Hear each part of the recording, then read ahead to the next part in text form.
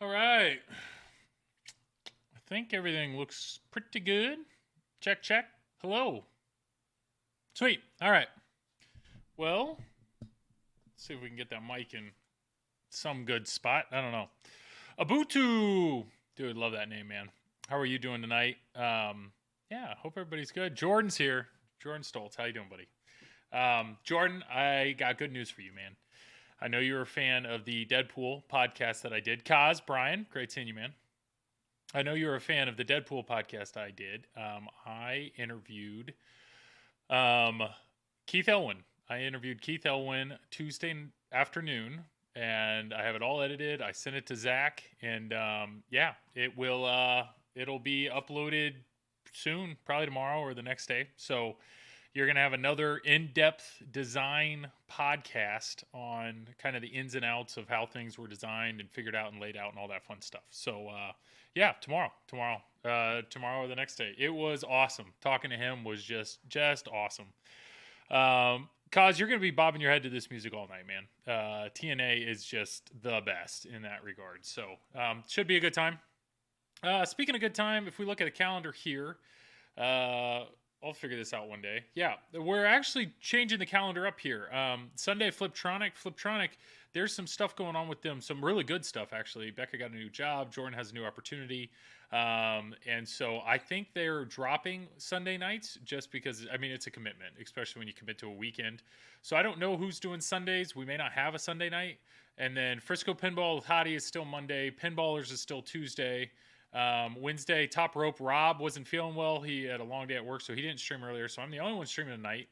And then tomorrow night, we have Chuck. Chuck Wirt will be streaming some Jurassic Park, which should be good.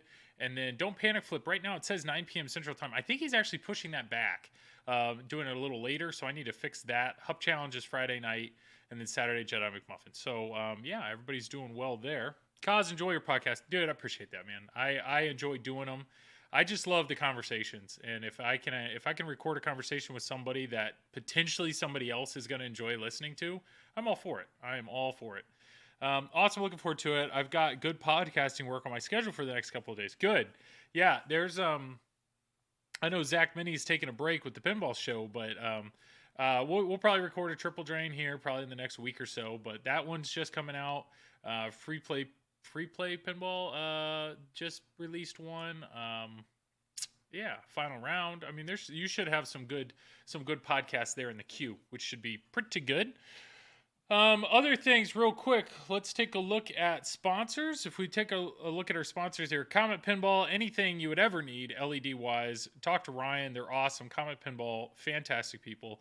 Measle Mods, awesome group of people. They make some amazing mods for your pinball machines. Definitely give that a go. Scorebit. We're actually going to be talking about Scorebit tonight because I have a Scorebit in this game and I will be using it tonight. Stern Pinball, makers of some amazing machines, including Rush, which I'm currently borrowing from Zach and Nicole of FlipnOut Pinball. If you need a pinball machine, new or used, hit them up. Pinmonk, Victor at Pinmonk is the man. I actually have a set of his fans in this game. Pinball Photos, they make some awesome stuff for your arcade. They even have a shower curtain with a pinball on it, which is pretty sick. And then Doug at Speaker Light Kit makes some amazing. If I'm telling you right now, if you put one on one of your games, you're going to put them on all your games. So, just a heads up. Kaz, are you going to the Louisville show? I would love to, but no is the answer. It's just this is kind of a chaotic month. My birthday is actually Sunday. So my wife is giving me free reign to do whatever I want. So I'm actually heading up to Fort Wayne. Wizard World is a huge pinball place. They have like over 100 games. So I'm meeting my brother and a good friend of mine up there, and we're just going to play pinball all day, which should be pretty fun. So if anybody's in the state of Indiana, feel free to head to Wizard World on Sunday, March 6th. That should be a great time. So that's kind of one day that I'm deserting the family. And then at the end of the month, I'm going to Pinball Expo. So really excited about that. So it's one of those things like, well, which would I rather do, Pinball Expo or Louisville? I picked Pinball Expo. So should be a good time. Family and friends, pinball day. Exactly. All right. Well, this is TNA. Michael, thank you for the happy birthday. Thank you. That's fair. Yes. Thank you for the happy birthday. I really appreciate that. Yeah, this is TNA. I think Abuto, I'm hoping to be able to go to Pinball Expo in October. Chicago Pinball Expo. Yeah, I hope you do. I went last year, loved it. Will gladly go again this year. This is TNA. If anybody's new or has not seen this game streamed, this game's incredible. This game was made almost entirely by one person, Scott Denisi. And he made the whitewood, he programmed it, he wrote all the music, he did everything. He works at Pinball Life, so he has access to a bunch of parts. He made this entire game. The only thing Scott did not do is the art. Matt Andrews did the art, and that's the same guy who did the Weird Al art, which was just released. But besides that, he did every bit of this game, and I love it. I freaking love this game. So we're going to get into it tonight. If anybody has any questions on the rules are actually pretty simple to explain, but there's a lot more here than you realize. There's a lot more here to this game than you realize. And I hope the camera can pick it up, but if you look right here on the sling, it says Lion Man, and then it's actually signed by Scott Denisi. So he works at Pinball Life, and they had an extra set of these plastics for, I think, like $15. So I just shot him an email, and I was like, hey, is there any way you'd sign these plastics? And he did, and he sent me a signed version of the plastics. So pretty sick. So if anybody owns a TNA, hit him up, man. But I've met Scott. I've been invited to his house. I've played his TNA. I mean, Scott is such a nice dude, and cannot be happier for him and the success that he's had in this industry between TNA, Rick and Morty, and then now doing all the music in Weird Al, which is pretty cool. Michael, my birthday's in August. I'm hoping to go for whitewater rafting in Carolinas for my 38th birthday. That would be a ton of fun. I am looking forward to, I live in Indiana, so it is beautiful outside right now, and the more that I can get outside and play with my kids, the better. That sounds like a ton of fun. So here's the deal. The goal is for everybody to be bobbing their head all night. So I'm hoping we can find a good balance between the music and me. I bet he makes his own game I hope he does. Scott being involved in P3 is a huge factor for me to even be like interested in the program, in the platform. What I will tell you is the reason this game is liked so much by my friends and family is the music. I mean, anybody can get used to this, right? And I will tell you, the moment I plunge, it only improves. It only improves. Scott seems like a modern Renaissance man. What can't he do? A great question.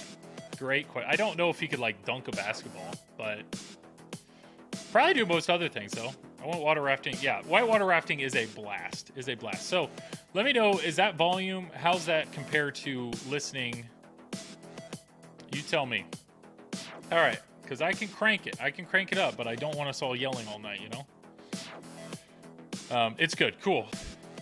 I think Dennis is in chat. Am I wrong? I'm seeing Dennis over here. All right. Let's, You're not wrong. Oh, I don't like doing 2 weeks in a row, but I had to take a break. Are you working? Tell us about your P3 order. My P3 order, that is not, yeah. F and F. What am I missing something here? Friends and family alert. Wow. No, Dennis, I have not ordered a P3.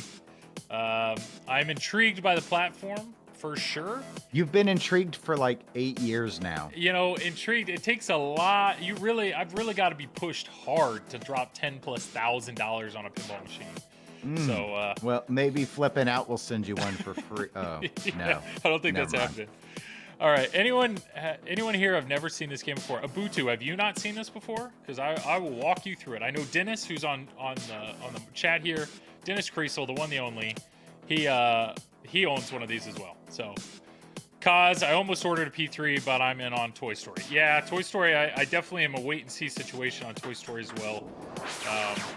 Everyone's in a wait and see for Toy Story now. Yeah.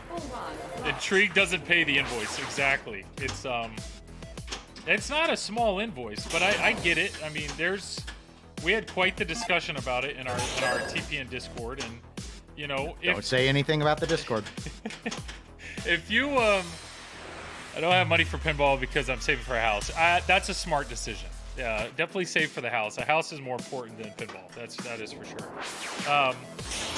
I mean, my biggest thing is I am running out of space, and I like pinball, but that's my biggest thing is I'm running out of space, and the P3 is the only solution I know to have multiple games in the space of one.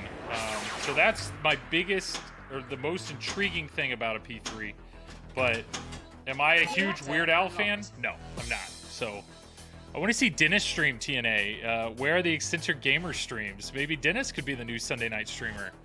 Brian's calling you out, Dennis. That's Brian Cosner. Streaming is too difficult for me. It is. I'm a podcaster. Yeah. Easiest, lowest level effort possible to contribute. 100%. Yeah. Oh man, it's Dennis used to stream. You used to stream a decent bit, but you were never. Were you ever like scheduled? Were you like a scheduled streamer? No. Just stream when you. I illicitly stuck the TPN logo on the stream. I'm not even officially a TPN stream. Yeah. Nate C. TNA is awesome. Excellent game to stream. Great sound. Straightforward rules. Exactly. I freaking love this game. Joel is just saving his money to buy his friendly, torn down, and reassembled Day's Tommy. No, I'm not. I'm not doing that. Dennis, what was the deciding factor for you to buy this game? Like what? It was available. It was available. Yeah, Spooky was caught up. Like they had them in stock. So. But you were like, when did you make the decision? I'm gonna buy a TNA. Like TNA is a game for me in my collection. Oh, okay. You're looking for like a more emotional thing. Okay. Well. Yeah. All right. Well, it doesn't really work like that for me Okay. exactly in the same way as it might for you. But so what happened was, I was changing jobs, so I actually had quite a bit of funds from a vacation payout that I had accumulated over years of working. Nice. And so because of that, I had shortlisted several games, including TNA. Okay. So I had played the Whitewood at Texas Pinball Festival, and I enjoyed it a lot. And then I played the Spooky version at another show after it had come out, and I really enjoyed it. However, to get on that list, you had to pre-order and do a deposit. I do not give deposits to pinball companies. No, ever, any of them. So I was like, well, okay, maybe, who knows? Maybe someday I'll find one used, whatever. Who knows how many they're gonna make?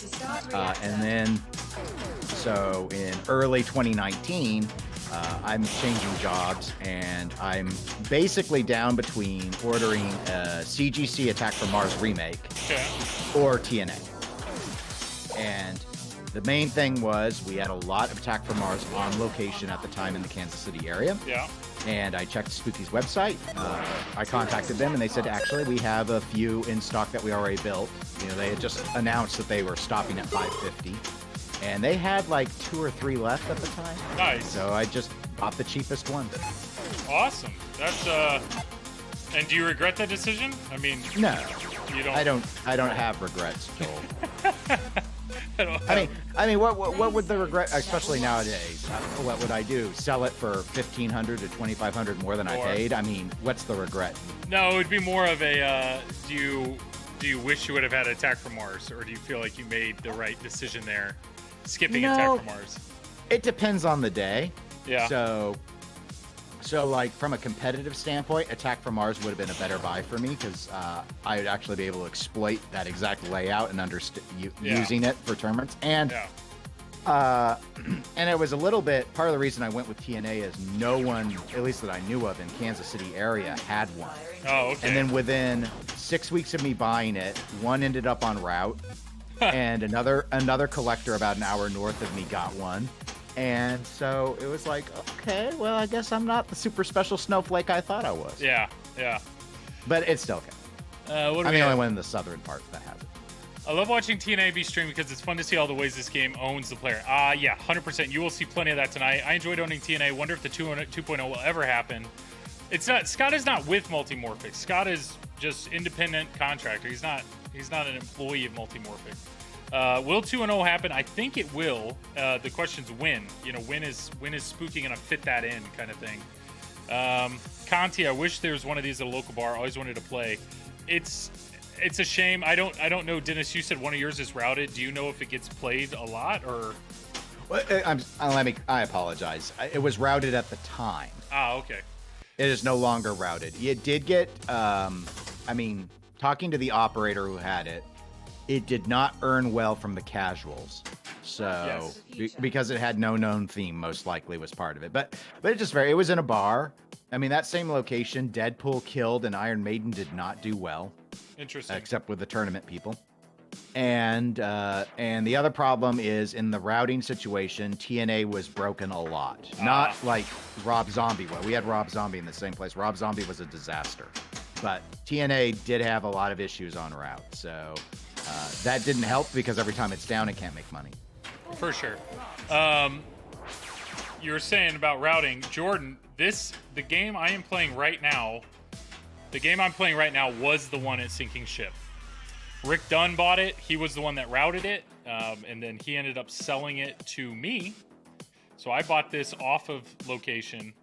And then I sold it to my friend Ryan. And about a year and a half later, I bought it back from Ryan. So you have played this game. Nate C. Indianapolis Pinball represent. Absolutely. Tappers is the way to go. Yeah, for sure. Yeah, exactly. They got to finish Halloween and Ultraman. 2 nickel. What mods do you have on yours, Dennis? Have you added anything to yours, or is it all stock? I mean, when I bought it, it was a little above list because it came with the, the plastic protectors. Okay. So I suppose that's something like a quasi-factory mod. I have the hazard decals on the flippers like you have. Yep. So I added those, and I added a shaker motor. Yeah, shaker's awesome. I'm a fan of lime green or glow-in-the-dark Titan bands. I put those on there, and then I replaced my drop targets with the clear ones, and then added the extra lights for those. Oh, I like that they have a decal on them. Yes, I added those because I don't like naked clear. I think naked clear looks cheap. That's fair. I will give you that. I bought the decals. They were on my black ones, and then when Scott announced he added the clear ones, wow, everything's gone. I was all in on that. The light show on this game is absurd, and anywhere that I could add more light, I'm all for it. It's my best light show of all my games. Of course, most of my games have been older, so. So the light show on this is better than Hoops, is what you're telling me. Unfortunately, Hoops, because of its System 3 nature, I can't LED very much of it. It mostly has to stay incandescent. Well, what's the newest game in your collection is you have Star Trek and The Walking Dead, right? TNA is my newest. That makes sense. Okay. But those two games have pretty good light shows, Star Trek and Walking Dead, but nothing like this. I mean, this light show, full RGB LED. Yeah, this light show is pretty amazing. Yeah, I don't know if anything from Stern would surpass this without the expression lighting. Well, what? I mean, Guardians has their premium version is all RGB. Isn't there a version of Game of Thrones? There's a version of Star Trek that's all LED. Oh, that's a good point. Star Trek has the freaking laser beams. Yeah. Yeah, come on, Scott. Why is there no lasers in this game, huh? I mean, yeah. No, it's pretty awesome. We're warming up here. But I do think it's funny that when I had Godzilla, it's like I have 2 games. I have 2 games in my collections that both have pops right over there on the right side, and they both destroy me. So, yeah, this is a great place for a pop to wreck your day. It's awesome. Love it. So you said you needed a break. Were you working? And just? Oh, I mean, not immediately. Today was just a long day. I was watching TV, and then I thought I should go to sleep, and then I thought, well, I saw your post, and I thought maybe I'll watch some pinball. Oh, there you go. Yeah, I'm trying to sell Super Orbit, so I had a guy come by to take a look at that today. And he's kicking tires, or do you think he'll do it? No, I knew him from the tournament scene, so he just wanted to be sure it was the game he remembered playing in a tournament. I loaned it out for a big tournament back in 2018 or 2019, and so yeah, he didn't have a vehicle to pick it up, but he just wanted to be sure it was what he remembered it was, and it was. So yeah. He's committed to. I didn't need a deposit or anything. He's committed to coming on Tuesday and buying it. So nice. Because I gotta make room. Because I got a surprise coming. Ooh, you got a P3 coming? That'd be quite a surprise. That I'd love to tell George and Amanda that I jumped the line. So this is the Scorebit app. So I have Scorebit in this game. And so mine is just another pinball hangout. That's my location. I only have TNA on here. So you basically hit TNA, and then it already it sees my game. It sees ball 1, and I just tap player 1, and then it knows it's me. So it doesn't have, like Insider Connect would then say my name on the screen. It doesn't do that, but it will track my scores. And it's just a nice way to like keep track of, I don't know, like average scores over time, my highest score on this location, my highest score of the month, all that kind of stuff. So pretty easy to do. The install is painless. I like having it. It's what I like. I can show you guys in a second. Is there's a global leaderboard, and I think my highest score is like 6th or 7th on the leaderboard, and Jedi McMuffin, who streams on Saturdays, his is 8th. So mine's one ahead of his, which makes me very happy. But then my high score is like 1 point. No, it's like 3 point something million. And the number 1 in the world is like 12 point something million. It's absurd. Yeah. Secret skill shot, nice. Yeah, Ubuntu, you got to go for that. I don't know about you, Dennis, but like I don't know when I don't plunge for that. Kevin Hart, thank you for the like. I used to, but it burned me on so many tournaments when we had it on location. I started plunging for a top lane. Yeah, it's probably smart. There's a guy on YouTube that actually like speed runs this game, and he beat it. He got to like beat all 9 reactors on a stream in like it was like I don't know. It was like 15 minutes or less. I mean, it was absurd. And yeah, he's all about plunging up there because if you hit your lane, then it gives you starts reactor and gives you your your. It's huge. It's huge. Like that. That's awesome. But I was seduced by the secret skill shots because also in competitive, a lot of times hitting that would be enough to win. Oh yeah, it was such it's so brutal. Yeah, is it McSquid? No. Yeah, he speedrun this table during a speedrun marathon, fast paced for headspace. Yeah, I forget the guy's name. He makes a lot of videos on YouTube. He's a really good player. Abe Flips. Abe, I think it. I don't know. I feel bad now, but I saw. Yeah, I feel bad for you. Yeah, I'm talking it up, and I can't remember who it is, but it was amazing. It's funny. I mean, he posted it. He's like, "Hey, this is my best speed run." It was early on in COVID, and so he's like, "Here I am at home. I got nothing else to do." Oh, Ubuntu. I think he just posted it. You might. I don't know. You'd have to click that link, but yeah, it's awesome. But what's great is like the music in this game is so good, and it changes so much that that with it changing as you play, like Reactor 9 is, I don't know, like I was nervous watching it and I knew the guy beat it. Like I know what's gonna happen, but I'm still nervous to see how he plays this ball out. That kind of. Yeah, the shaker motor in this is absurd. Or is it this one? Ubuntu, I'm gonna have to trust you on that, but somebody will appreciate that. I need to... Dennis, how far have you gotten in this game? I don't remember anymore. 5 or 6, I think. Yeah, I've gotten to 6, and then I choked. I was one, maybe it was 5. I was like 1 shot away from getting an extra ball, like an idiot.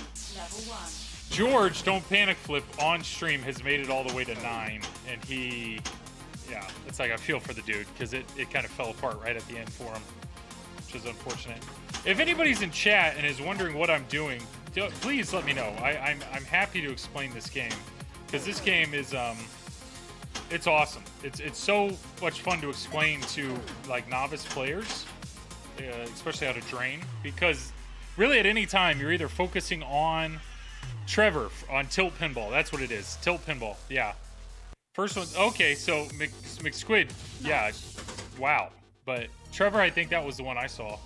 At any time when you're playing this game, you're either focusing on destroying your reactor or setting up your multi-ball. That's really what it all comes down to. So decision making is all about that. Yeah. Fill out your keypad, hit the scoop, overload the upper playfield, destroy your targets. Do it again. But trying to think ahead on when do I want to get my locks going? Should I be focusing on multi-ball? Should I be focusing on my locks? Should I be making safe shots? Am I getting impatient? It's I don't know. Sometimes I really like a game like this because it's mentally it's not as taxing as some other games out there. Like I remember when I streamed Avengers, the strategy built into Avengers just, you know, I'd stream that for 2 hours and I was just worn out afterwards. And I would never flip on Avengers to like, I'm going to go down to the basement and play a nice relaxing game of pinball because it was far from relaxing. But I enjoyed it. Don't get me wrong. I enjoyed it. But this game's like, yeah, just have a good time. I don't know. Do you find yourself, Dennis, playing like particular games in your collections way more than others, or when you turn them on, do you turn them all on, or what? It depends how much time I have.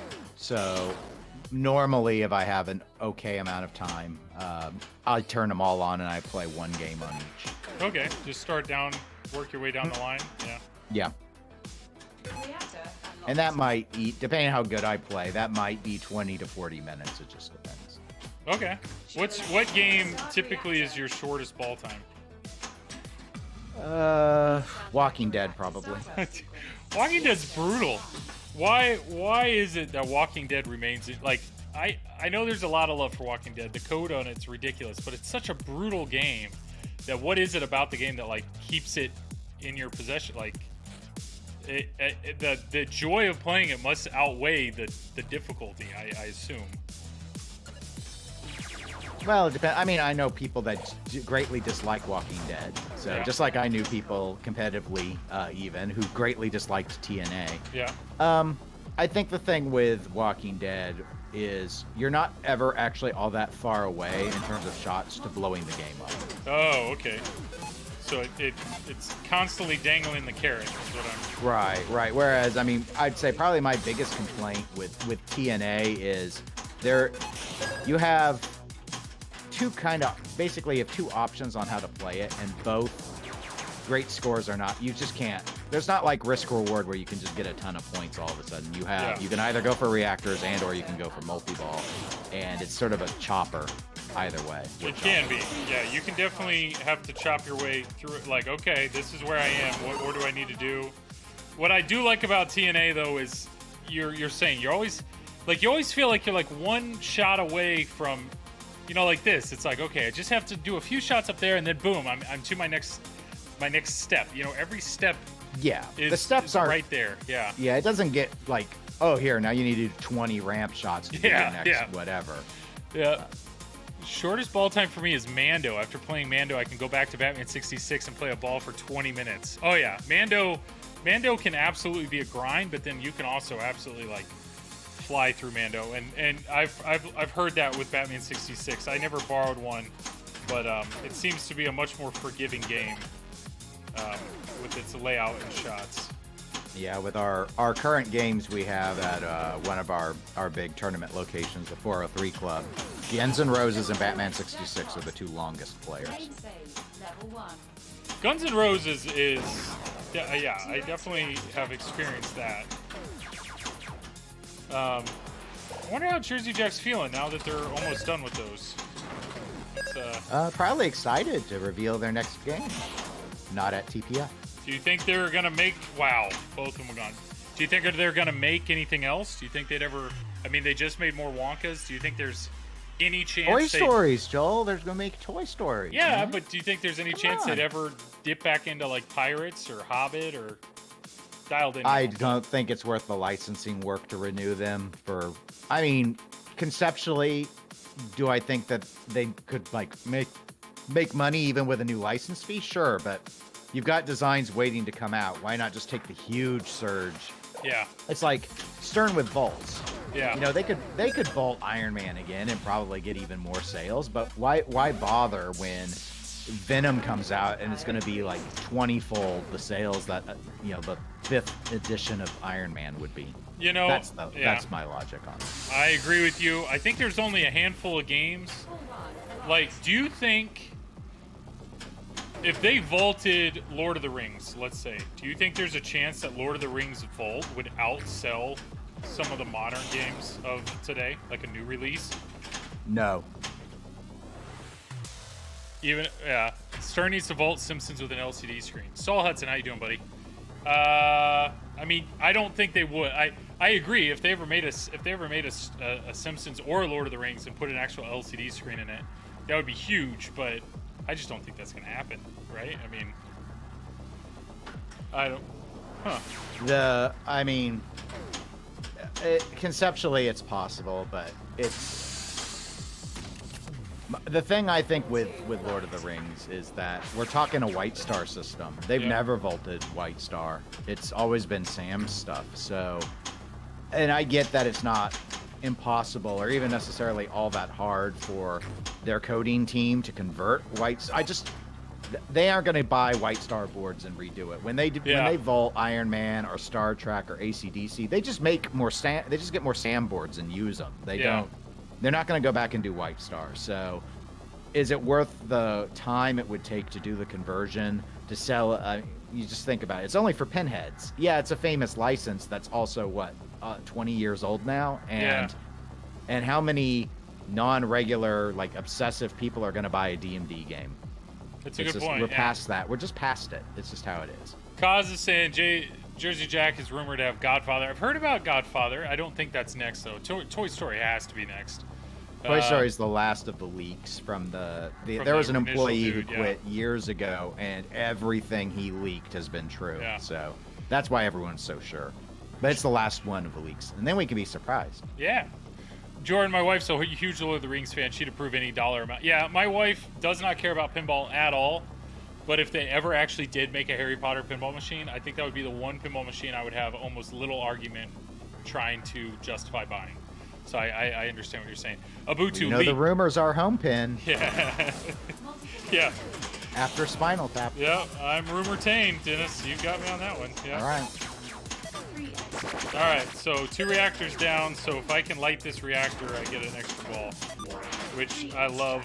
I love that it's just right there. Like, you only have to get to 3, and you get your extra ball, which I definitely need.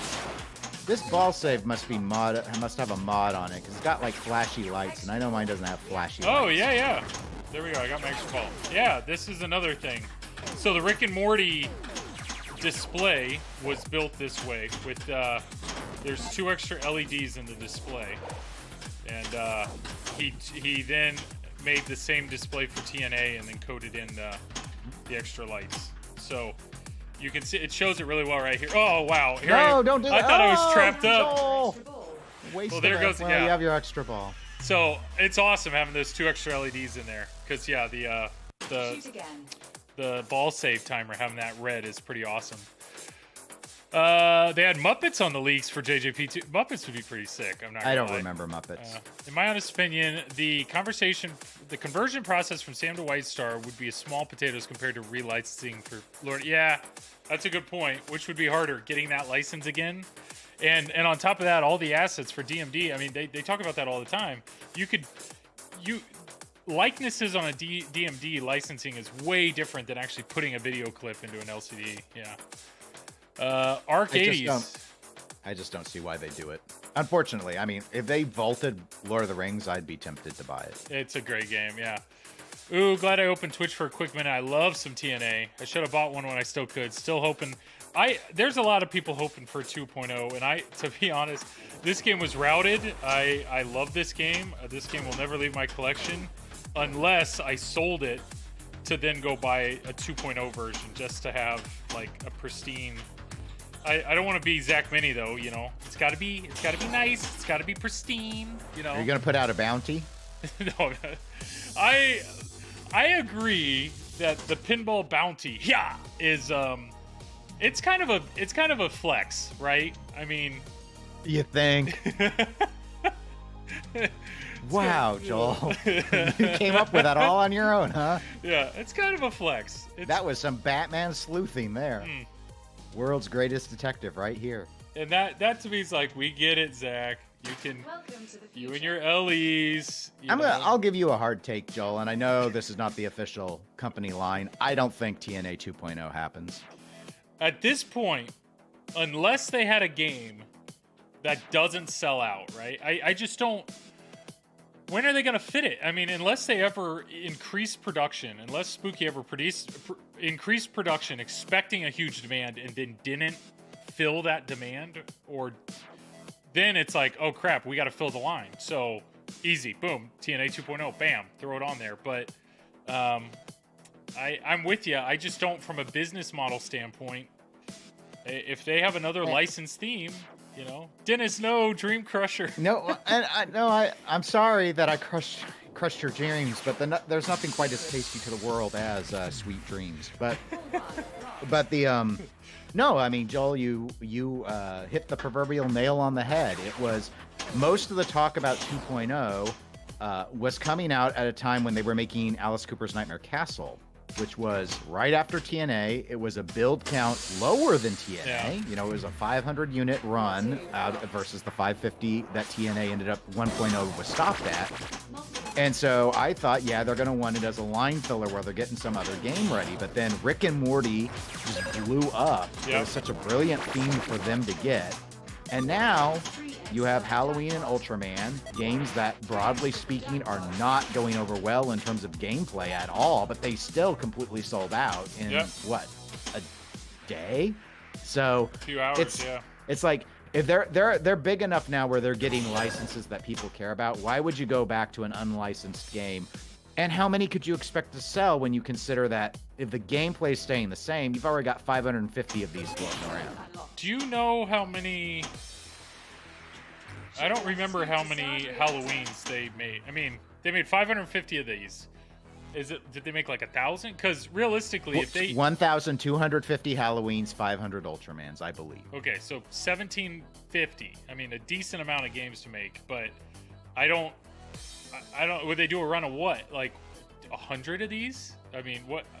They'd sell them. I don't know what would be. I mean, you know, I don't know. When they were doing TNA, they bought all the stuff to do them in batches of 50. Now, back then, they weren't sure how well they'd sell. But I don't know how well 2.0 sells. I don't know what price it's at. And I know that Scott and the Spooky team has repeatedly said it's going to happen. But you know what? It's real easy to keep saying it's going to happen. And then your line's busy for a year and a half because you've got these huge games and they keep upping the runs after. I mean, because when I'm sitting there, I mean, my biggest gripe, I guess I have a lot of biggest gripes, but my biggest gripe I'm going to bring up with Halloween was when it came out, I was kind of shocked about how not far along the code was when it was a different programming crew, or at least rules crew, versus Rick and Morty. And I was like, but you had a year and a half to work on it. So in theory, I'm now at the point, I'm like, they've got to be working on the next licensed game, rather than fretting about when they're going to stick TNA 2.0 online. They're just going to make more money on anything else that they do, so why do it? Good point. Good point. I mean, Brian, I see you. Would Scott ever go back? Scott was never with Spooky. It was more of like, here, I've made this entire game. I just need help. Let's invest in a good art package. And then here you go. Make it. And Scott made money off of that. I mean, I think Scott probably was there initially to help, you know, make sure the layout and assembly was all, you know, up to standards. But for Scott to be in, like, if you're saying, would Scott go back to Spooky to do 2.0? I don't think Scott has to do anything to do 2.0. The only thing that I know he's currently working on the code. He's planning on adding more stuff to the code, but he doesn't have to, like, show up on site and do it. I mean, isn't he a contractor for Multimore? Yeah, he's a contractor for both of them. He works for Pinball Life. He contracts with manufacturers. Yeah, I guess I'll just buy the TNA Whitewood that was floating around, dude. I'm pretty sure you could even ask Scott, and he's basically saying, don't buy that. Don't buy that game. That game's been played a ton. It also has rollovers in the top, which are not nearly as they don't work as well as how this is coded, and it's worth a ton. Like, it's way overpriced. Just Arc 80s, if you have a chance to get one, if one of them pops up regionally, a real one, get that. Dennis, they show up on Pinside. Yeah. Where do they run it? I mean, non-butter cabs seem to be floating. Last I think I checked, around 7,500 to 9,000. Yeah. depending on what's all in it and how. Yeah. There are a lot of perks, add-ons people have.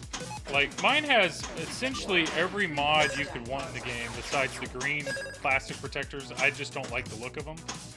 And somebody made a pop bumper cap. Yeah, I've seen that. And it's chrome, and I'd rather have the light show of the white. But besides that, I have pretty much everything else in the game.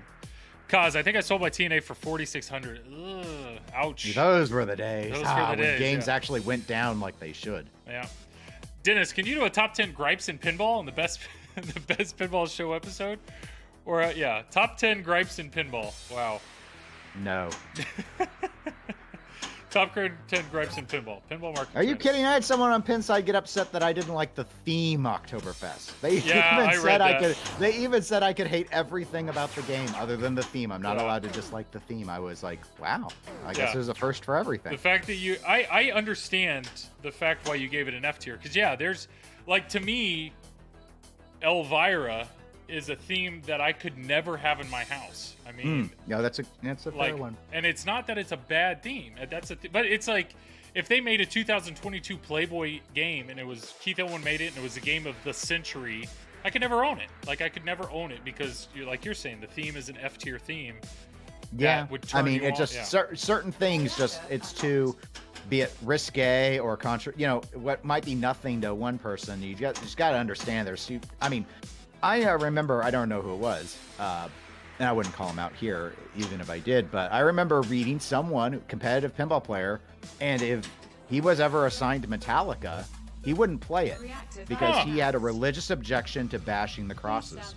Interesting. And he would forfeit those games. He'd forfeit if he was on Metallica and take the loss. That's an interesting thought. Yeah, I wouldn't F tier Metallica because that's a very, very niche person that would interpret to that degree to say that they couldn't do that. But I'm just saying, those are the sort of things you gotta. Cause I would rather have Rudolph the Red-Nosed Reindeer than Oktoberfest. Well, that's fair. And setting aside the alcohol, if you're going to do a theme that a lot of people are going to associate with alcohol, why wouldn't you take St. Patrick's Day? It's more famous. Yeah. Oktoberfest is more famous internationally, right? Or maybe not. I don't. How many pins did American Pinball sell internationally, Joel? When you say things in that tone, it makes me feel like I said something really dumb. I don't know if that's what you're trying to do, No. But Pinball for Sale, USA, Canada here. There's a person selling a TNA on a Facebook group. Yeah, it's this is a great game. Like I said, if you ever have a chance, within driving distance, I don't know, 5-6 hours, pull the trigger, man. This game's awesome. And it's a lot of fun. It's a lot of fun. And to be honest, like what I'm doing right now is draining the ball. But I like playing this game by myself because it challenges me. But this game is, in my opinion, way more fun to play with other people because if you're playing competitively against them, the fact that you can steal each other's locks is incredible. And then the cooperative aspect of it, to like play with my niece or something. It's a cool, like I could hand it off to her right now and be like, okay, all you have to do is hit this one shot, which is pretty cool. Abutu, where do you live if there's nothing within 5 to 6 hours of yourself? Reactive value max. Maybe 4th of July pinball machine. Eagles, American pinball, if they're going to do a holiday, why is 4th of July not the holiday? Yes, every dog owner would love to get that pin. Yeah. Oh, man. Dennis, so you're working, you said on Eclectic Gamers podcast, you're not on the, what is it, Elden Ring? Elden Ring. I don't have it. Not yet. At some point. Well, I played. I did win and play Dark Souls, but I didn't like it. I only wanted to show that I wasn't a winner. Okay. So, but then I decided I'd try Sekiro because I heard it played different, but I never could. At least last I tried, I just couldn't get down the parry system. In Dark Souls, I relied on dodging, and so I just didn't get anything done in Sekiro, and I moved on. And so I think I just need to stay away from those types of games. Those games to me, I've watched like Hottie Frisco Pinball. I've watched him stream it a little bit, and to see him actually complete some of the battles looks pretty great. But when you go to realize that he has been playing that one guy for an hour and 15 minutes straight, trying to figure out the pattern, that to me is like, I don't have the time for that. I don't have the time for that or the patience to just die over and over and over. And I mean, it's probably got to feel pretty good when you finally do it, but yeah, that's in no way right. like pinball, where you drain and you drain and you drain and you finally do it. Yeah, okay, that's a valid point. You always lose in pinball. You're right about that. No, you could win this game. I could. I don't know what I would do if I ever won this game. I think you'd be pretty happy. I would be pretty happy, but I could tell you, even last week when you were on the stream with me and I was playing Rush and all I had to get was 100,000 or 100 million points, I was so nervous, like so anxious playing that. If I got to like Reactor 6, I would probably, my nerves, I don't think I could make it through it. I don't know. I don't know how these competitive players but you know, part of the thing was with Rush, you know, Zach had 3 banners on the line. Yeah. I'm not going to give you anything if you get to Reactor 9. Okay, that's true. I just didn't want to let you down, Dennis. I didn't want to let the stream. I didn't want to. Doesn't care. God, I didn't want to let the people watching down because they all wanted to win a banner, you know. But do we have a pin bar now? Nothing. Yeah. Shoot again. All right. Played Rush Pro on location night. It's pretty good. I was pleasantly surprised. It is a fun game. It's a hard layout in my opinion. That's the thing that I'm kind of frustrated by. I find it hard. I find it being a hard layout, and the more and more people that are getting their hands on it and they're now streaming it are just blowing up the game, and it really makes me question whether or not I just really, really suck at the game, because. Like George, Don't Panic Flip, sets up his LE in like one of his first games, well over 1 billion points. I mean, like I said, I was trying to get over 100 million the other week, so I don't know. Maybe I just need to get better. That's probably the answer. All right. Is Spooky ever gonna do another TNA run? Fire Chief, we were just talking about that. They say they are, but we, being Dennis and myself here on mic, don't think it's going to happen. But I'll give you 10,000 bits if you get to Reactor 9. Oh, wait, can't submit. that's fair, Brian. All right, so ball 2. So the smart move here is to get multi-ball going. And, yeah, and that way when I destroy the reactor, it's worth way more points. Which I realize I don't think I'm logged in on Scorebit. Oh, player 1, here we go. You, got it. I would like credit for this. Yeah, well, you are sponsored by Scorebit, so don't make them mad. Don't disappoint the sponsorship. Yeah, there we go. So I turned off, there's a setting where it'll auto log you in. If you logged into a game and you start another game starts within a certain amount of time, it'll auto log you in again, which makes a lot of sense, except for at Pinball Expo, there was a few of us that were invited to Scott Denisi's house, and we were playing at his house. Well, of course, I logged in because I was like, I want to put my name up on Scott's game. I logged in, played 2 or 3 games, never broke like 1 million points. I walked away. Brian O'Neill, who's a fantastic pinball player, he walked up. I was still automatically logged in, and he blew the game up. So the number 1 score on Scott Denisi's game is actually my initials. And whoops, that was not me playing. So I kind of feel bad about that. Ask Bud about it in Cincinnati. What about the remake 2.0 if they're going to make TNA. another one? They say they are. I hope they do. I mean, I hope they do. Why do you hope it, Joel? Yours will be more valuable if they don't. I'm not worried about selling it. I'm more... Why? You sold it once before. Maybe you want to sell it again? No. I don't think I could do it again. I made that mistake once, Dennis. Once you blow up Reactor 9, you might feel different. Yeah, okay. So in 10 years, maybe. I don't know. I personally, I kind of am curious what the 2.0 would look like. I think, I mean, the layout's the same, but would the art be any different? And then would I invest in just a nicer version of this game? I don't know. Plus, I just want more people to own it because this game's awesome, and Scott deserves more people to have access to this game. Come on, A. Okay, I hit the D. I hit the R. There we go. There's that ball save. TNA 2.0 will go to 99. Yeah. All right, let's go. Hey, got it. There we go. That'll work. You can give me yours, Schultz. Pinsomniac, Nick, how you doing, buddy? Hope you're doing well. I saw you streaming Deadpool the other night, and I forget what I was doing, but I unfortunately did not tune in.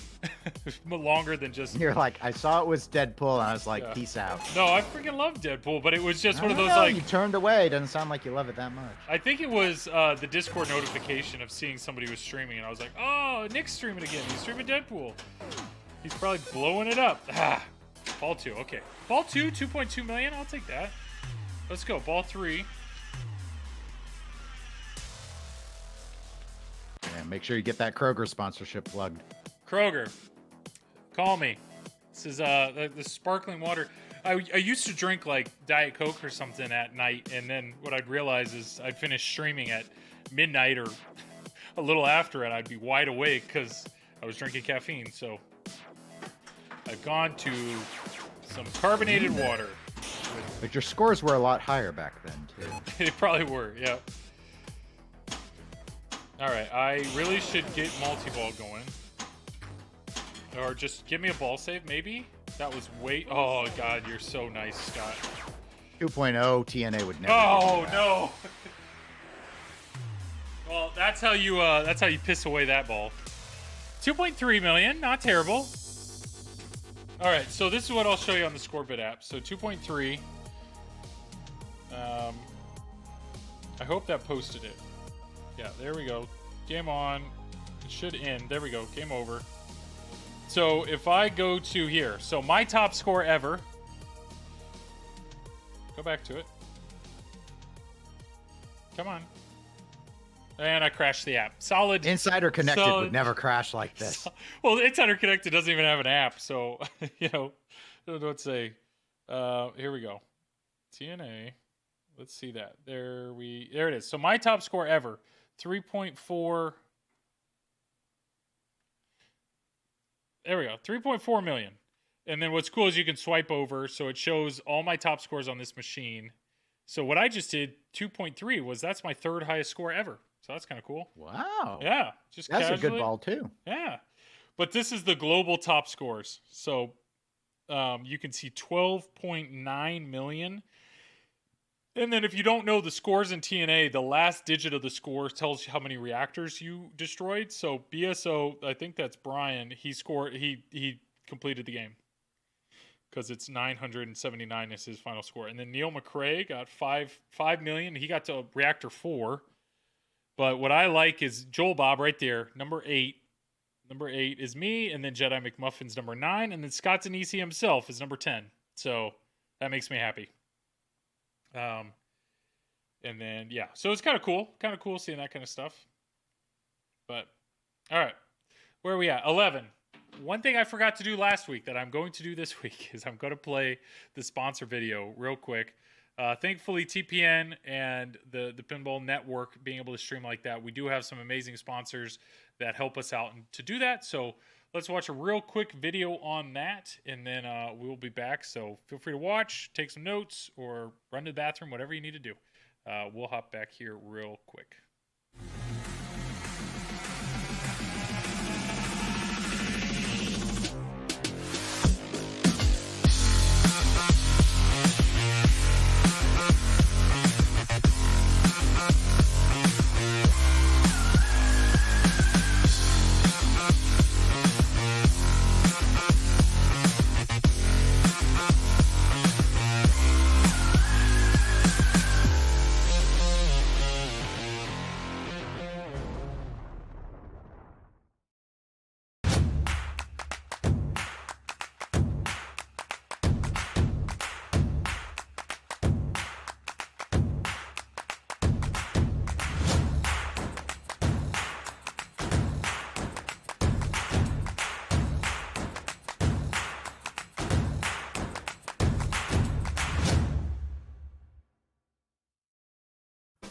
Your pinball machine deserves the best. At Comet Pinball, you'll find the best variety of LED products with the best quality LEDs, and most importantly, at the best price. Your collection is begging for an upgrade. Order yours now at cometpinball.com.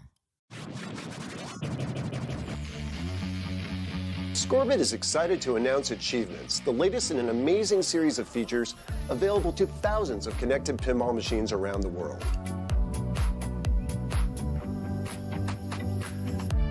Achievements are part of Scorbit's free open platform. Scorbit already supports hundreds of pinball machines from the 1970s to today. Give your games new life by connecting them to the Scorbit platform and the universe of applications for pinball machines.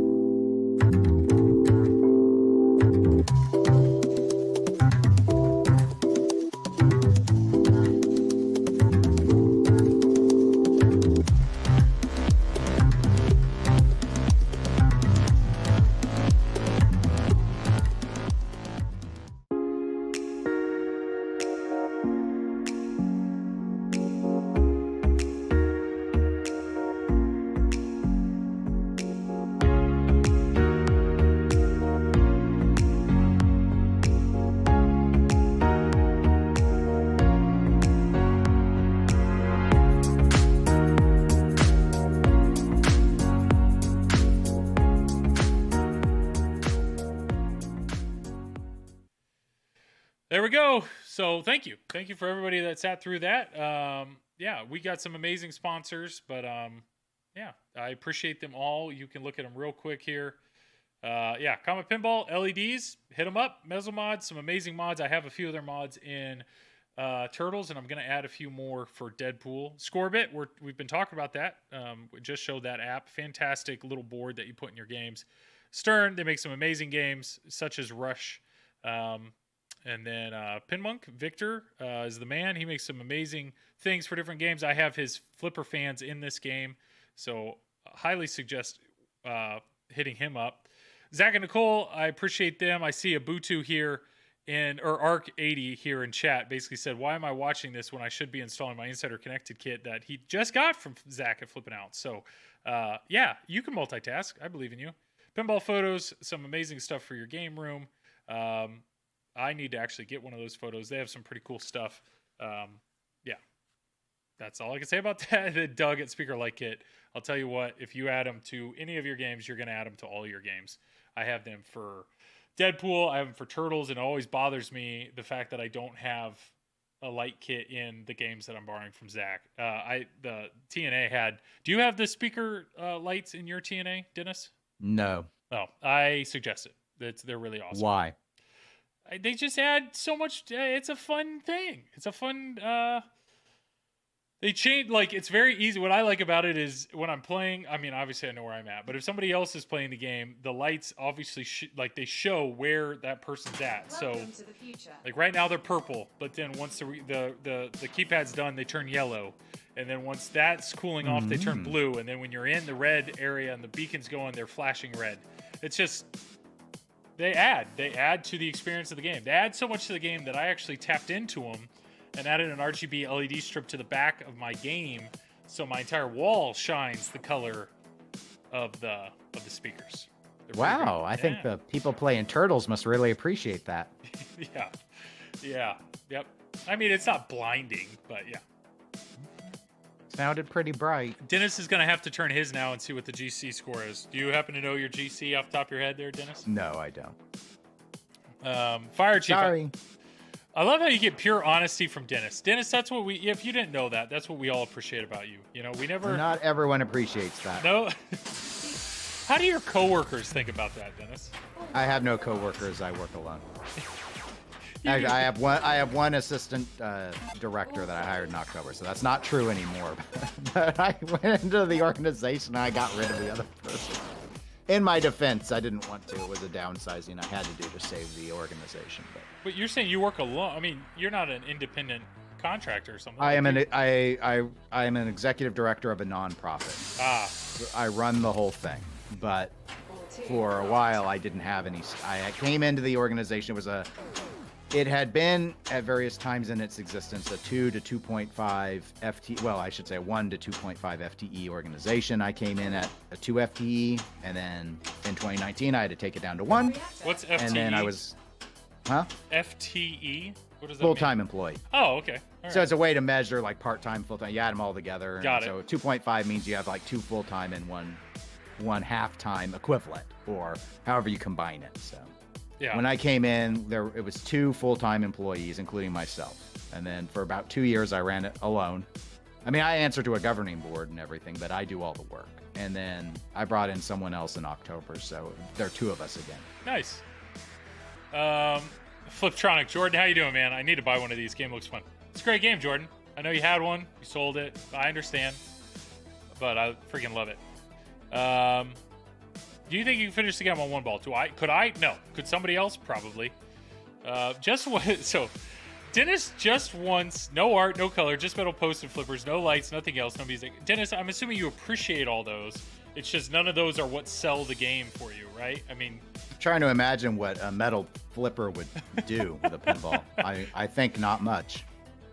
So let's not be silly, is what I'm saying. Come on now. Metal flippers. Holy Is crap.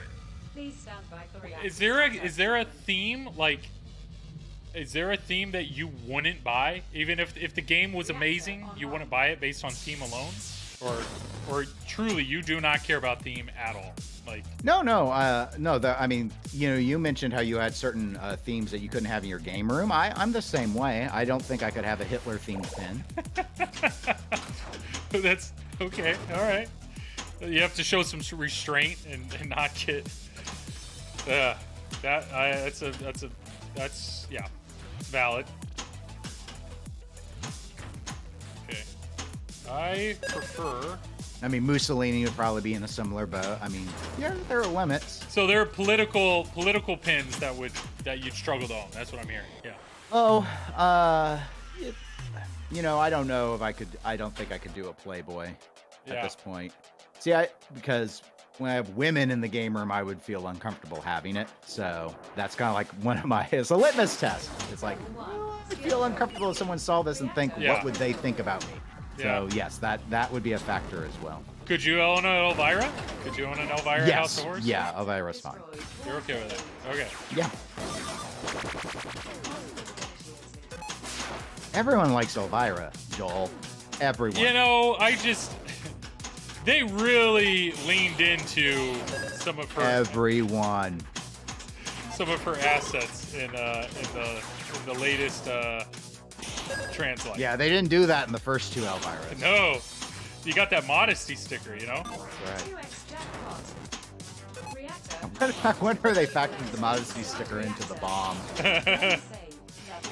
I could have had another ramp, but that sticker took away my money. What is this? I almost got one this week for 8,300. I don't know. TNA, I don't think you'd regret it. Arc80, Fliptronic. TNA is super fun. I highly recommend. Okay, so Arc80, Fliptronic actually had one. Yeah, he totally had one. Trumpachi, how you doing? Oh, so Trump is saying you can't own a Playboy because you are a Playboy. That's what, I don't know if you got that from, I'm assuming you're reading chat. All right, all right, all right. That calls for a Matthew McConaughey moment. What about a Putin pin? Yeah. Yeah, that'd probably be. Most political pins I don't think I could do. Nick, assets. I saw more boob sets. You're right. Just cleavage, just straight cleavage. Yeah. Legends of Valhalla. Would that is that a theme? If that played better, would you own it, or is that a theme you probably wouldn't own? Oh, I wouldn't object to owning that theme, but the gameplay didn't click for me when I tried it at Expo. Yeah. Dennis is wisely ignoring me. Tropachi. Yes. I don't always read the chat. Here's the problem. All right, this is sausage making for people, but sometimes people want to know about the sausage. So, because I'm talking to Joel in Discord, if I watch Twitch, everything is off for me. So I actually have to watch a Discord feed to see things in the real time. And so I'm staring at that, and I don't remember to look over at chat, even though I do have two windows, and I am watching both technically. So that is why the sausage is such that you get ignored. I try to put the chat on screen, but it's small. I understand. Yeah, and I do have it blown up on the monitor, but it's easier to actually read it in the stream chat on Twitch. Yeah, I understand.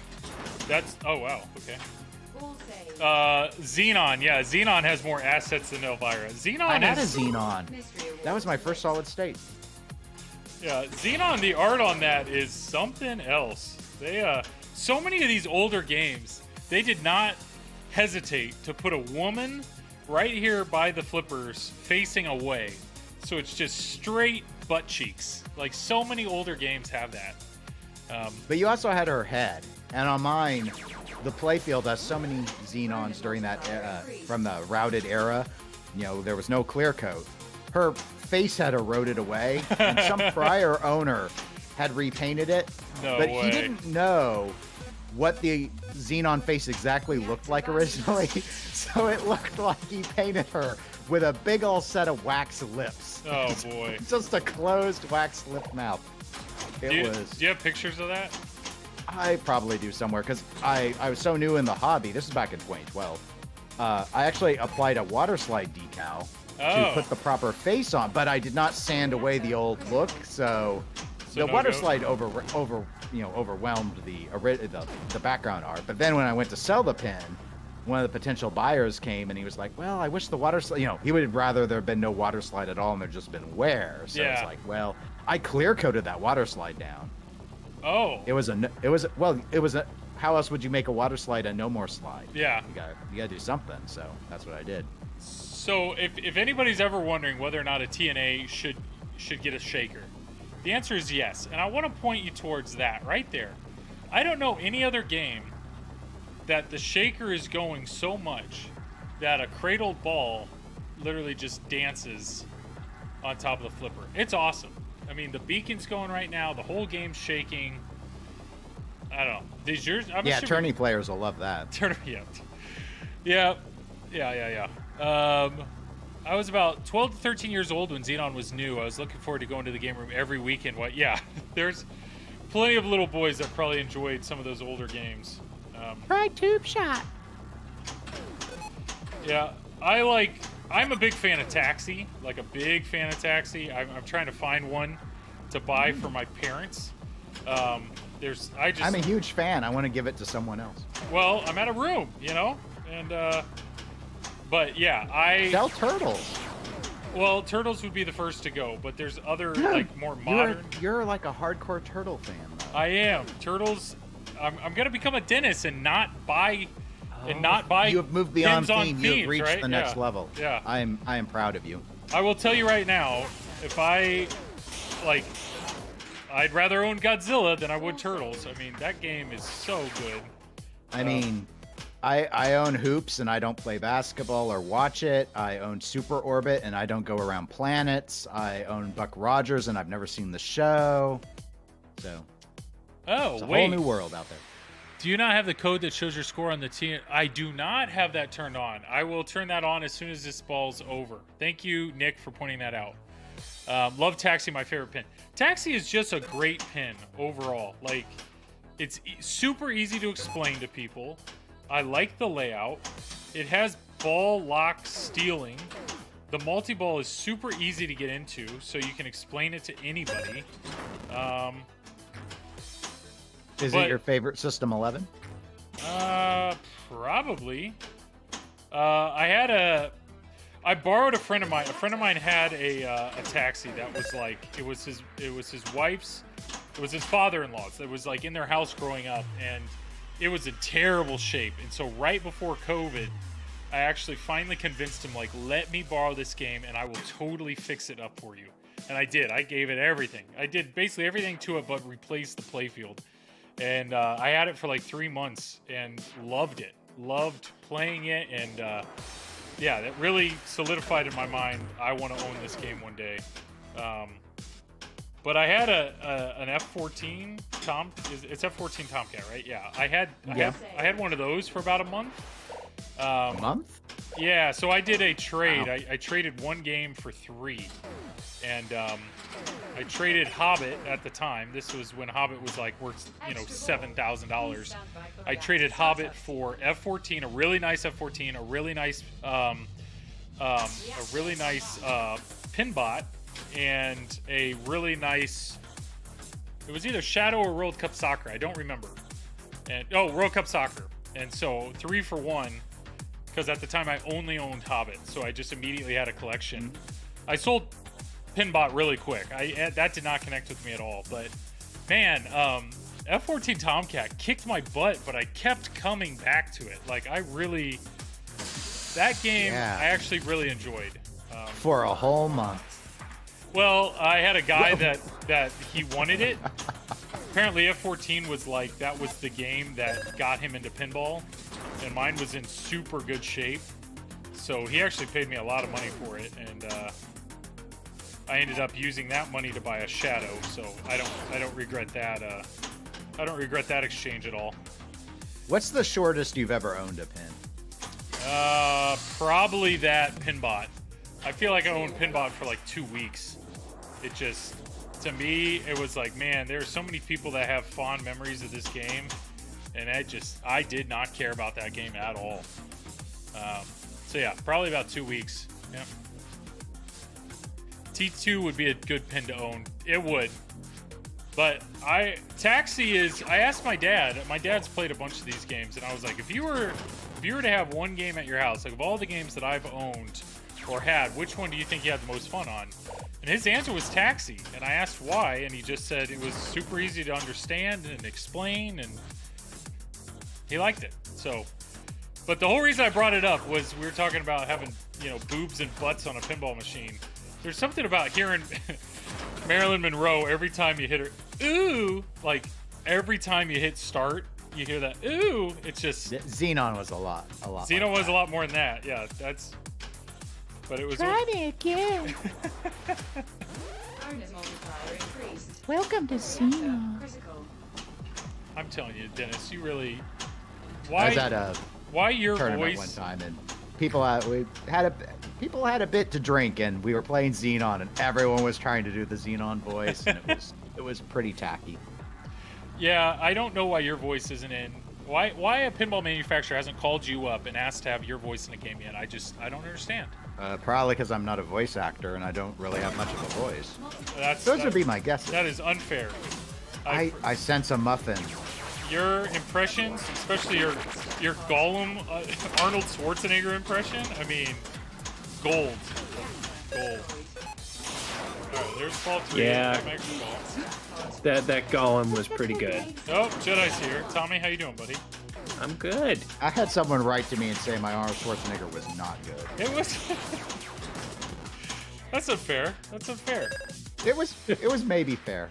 You know what I've gotten the most grief on? I've had a ton of this has got to do with the last Eclectic Gamers episode Tony and I did. Holy cow! I've had so many people come and contact me asking me why am I so stupid I didn't know there was a cannon on T2. Oh, yeah. I guessed it right. Leave me alone. That was a fun game. I definitely as the game was. Once I never do it again. It was terrible. As the game was going on, I was like, all right, we're on round 8. I'm guessing there's like 10 rounds. Like I just assumed. And then it kept going. I was like, I bet there's like 15 rounds. And then you got to 20 rounds. I was like, it's got to be done at 20 rounds. No. What, 24? I mean. Yeah. I mean, the email said, like, there was a preliminary intro email, and it said, don't read the next email until you're ready to play the game. So I didn't know how many there were. because I follow the rules. Yeah. Because I'm well behaved. Shoot again. I am logged in. I realize my score is not on the screen. My score right now is 1.4 million. Jedi, you'll appreciate I was showing off the Scorebit app, and I may have shown that my global score is one above yours. So Yeah, he prodded it up, I think, 3 times yeah, now. it's and I'm proud of it. That's an awesome. So way what you're saying is, the ball's I need gone. to get down in the garage and get to work. Well, And I mean, make my sure your ball score 3 bit's on, literally or he just, won't count it. just gone. Hi, Dennis. I was literally yelling at the podcast. It has a cannon. Dennis, I know you know way more about pinball and classic pinball machines than I do, but that was one of them that I was like, I still got the answer right, Yeah. based off of my knowledge of Black Rose and, well, whatever the other one was. I don't remember if it was ACDC or I think it was not Next Gen, but in my defense, I don't really have a defense, but if I were to make up a defense, that cannon on T2 is like it's like a cannon for ants. It's a baby cannon. There we go. Backbox, no, that's a no. Where is it? Start game, match enabled. Apparently, the shirt printer, if I have my information right, who was doing all the shirts for TPN that the ones Zach's doing. Yeah. They did it for a while, but they've rejected the Nordman, feeling that the logo is just too much like Batman. I told him he should argue that because no one in their right mind would buy a Nordman shirt for Batman. That doesn't steal sales from Batman is the point.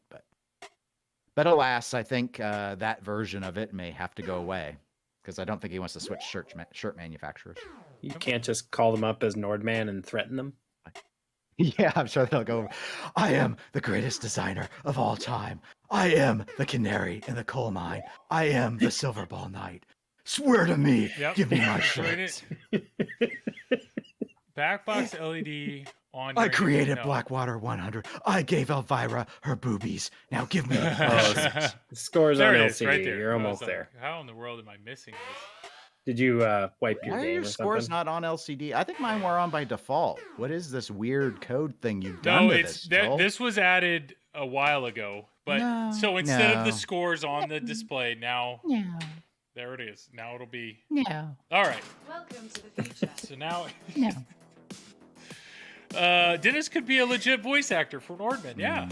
No, they're far better. Like Ron Hallett, he should. Ron get that Hallett voice. he does some very good impressions. I actually messaged Ron this week and asked him if he could teach me how to have a better Arnold Schwarzenegger voice.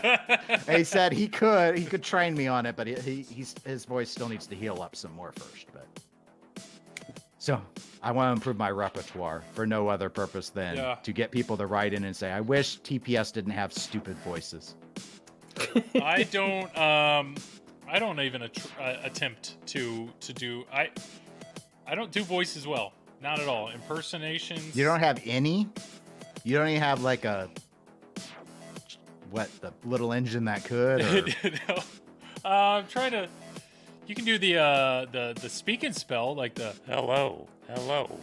I can. Oh, that's pretty good. That's all I can do. Oh. I thought my headphones were breaking up. Yeah. That was that good. No, that is my speak and spell. Yeah, you just talk as you inhale. That's all I can do. But we would do whatever. In college, we would do like Metallica, yaha, like everything. We would just respond with that as much as we could. But that's just one word. I don't know, Tommy. You got anything besides laughter? You got it? No, I'm sorry. You got like a Ronald McDonald or something, You right? got me in. Oh. The speak and spells what gotcha? That was I'm sorry, it's making me giggle. It's great. Have you seen that Conan the musical thing? I've played it on my stream before. It was like Yes. an interlude. Yeah. Well, there's a behind the scenes video for that where the guy who did it does the whole thing with a Kermit the Frog puppet. Oh wow. And so he does it like as Kermit but in Arnold's voice, and I just cry every time I watch it. It's so good. FlipnOut. Zach's here. Zach, that's amazing. Can I book that? What character? What The character? speak and spell, surely. The speak and spell? Come on. Well, there's not done any other voice. Well, I guess I did Nordman a while. He Nordman. hears that all.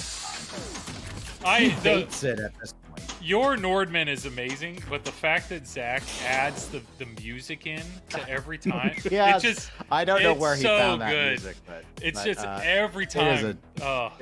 It's probably 3/4 of it, honestly. It's versus so the actual good. voice. Yeah, it just immediately makes the moment. Yeah, it's I can't get enough of that. I liked how Zach did contact Dennis Nordman to be sure he was cool with the shirts, and I guess he had heard it before. I hope he sent him one, because I would just imagine send him one before Yeah. they were discontinued. if that would be so great if, like, I don't know, he walks out at Thanksgiving and he has that shirt on. You know, and his whole family's like, "What?" You know, he's like, you know, yeah. It's like, a pinball thing. How do you explain that, right? So there's this Now- guy. I had actually, I kind of hinted at this on your stream last time, Joel, when Ray Day was on. I mentioned that I thought about him as a villain. I actually scripted a whole plan out. I wanted to do a Ray Day. I was gonna make him like the Riddler, but as Ray Day, so like the Railer. And I had a whole little script in mind where I was gonna have the Nordman trapped inside a Led Zeppelin machine, and you'd have to get a certain score by exploiting the rules, by destroying airports or whatever you had said at the time was the way you scored The airports, achievements in yeah, that the game. airport And mode. so it's gonna be like, I got you now there, bro, man. You gotta get past the Led Zeppelin. You gotta get out of the Led Zeppelin and score. and Norman would be all like, "There's nothing in this game. There's barely any ramps. I'm just gonna walk out of this open playfield. You can't trap me, Ray Dealer, or if that is your name." There's nothing in this game. I'm gonna walk out of this open playfield. Yes, Oh, and then boy. I got done with my whole little thing. I was like, "Holy crap! This is like 8 minutes. There's no way we can do it." Oh. I killed it. I think you Killed the just idea. record it and you just do it as a one-off. Maybe. One-off mini episode. That's incredible. That's like a Puppet Palace thing. That's Yeah. that's the weird stuff that people don't want. They This- want the news and the facts. the speak and They spell don't- is a moneymaker. Let's pin that on paper for you. Yeah. Zach, whenever you need it, just let me know. I didn't know this intended backstory is here. Yeah. Dennis, that's incredible, man. That's with the Riddler with Ray. Yeah. No, The- it was just like I wanted to have I thought, this is just being dumb, but it's like, he should have like a pantheon of villains, just like Batman 66 has villains. And it's like, I haven't worked on Ray Days next, because I want to say Ray Diddler, but then that sounds like Ray it's a pedo, Diddler. so I don't think I can do that one. Yeah, I Like, don't there- think there that are would lines that can't, there are lines that cannot be crossed, but work.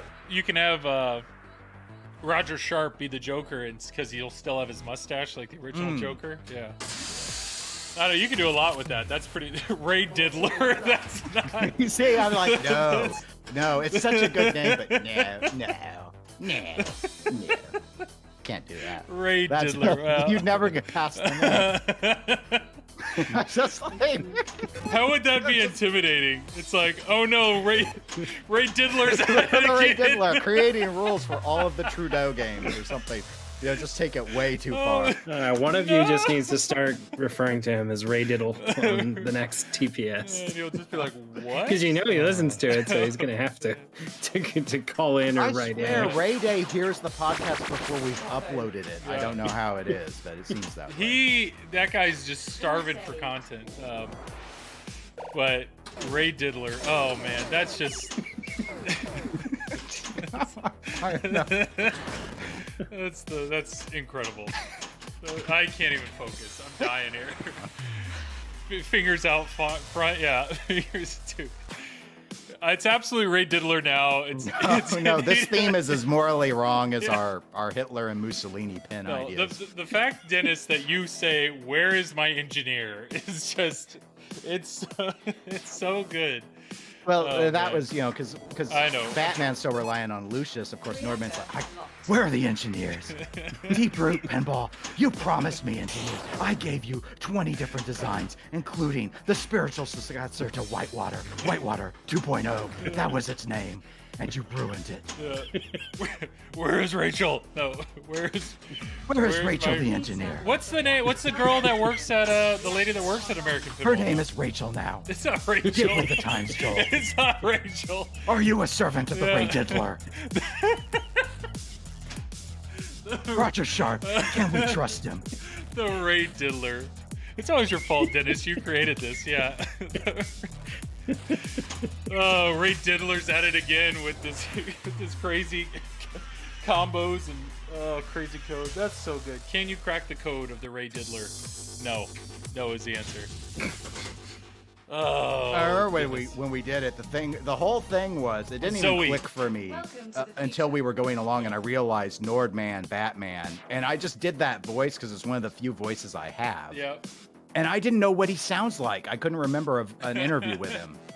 And so that's why I did it that way, and then it was just kind of what it was. But then it'd be like, God, it's so good. Sophia. If Roger Sharp as a Joker, I don't know. I don't have a Joker voice. It'd have to be something like, I did the shot that saved pinball. No, you need to do like the Bane one. Make somebody, do you feel like you're entertained?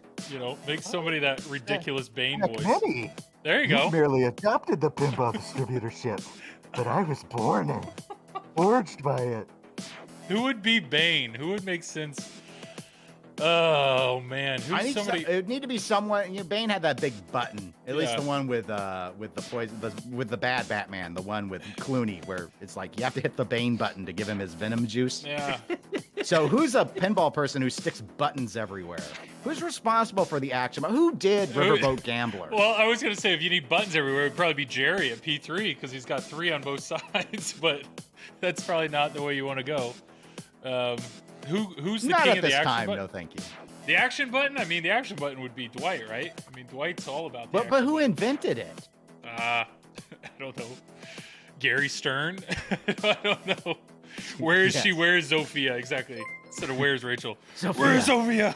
Sophia. No, I was lured to the wrong warehouse. I thought I was at American Pinball, but it's at Deep Road again. Oh, man. Where is she? Robert Miller, where are the little old lady's dollars? So what's instead of I'm not the one wearing hockey pads, what would be a pinball equivalent of that line? I'm not the one, I don't know. You got to think about that. Yeah, that was tough. Action button, and then you need a Robin. You know, you need somebody to support you in that. For a while, I tried to make David fix the Robin.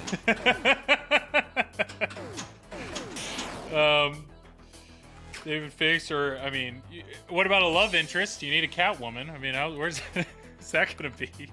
This is gonna expand. Yeah, black. I don't know. Black Rack, but there's a Z in there. I love Dennis. Only reason I hear the pinball show. It's so good. The Creedman. Bobby Pinball needs to be the dude. I need more Bobby Pinball, man. Tommy, I don't know did you ever listen to the Slap Save Pinball podcast?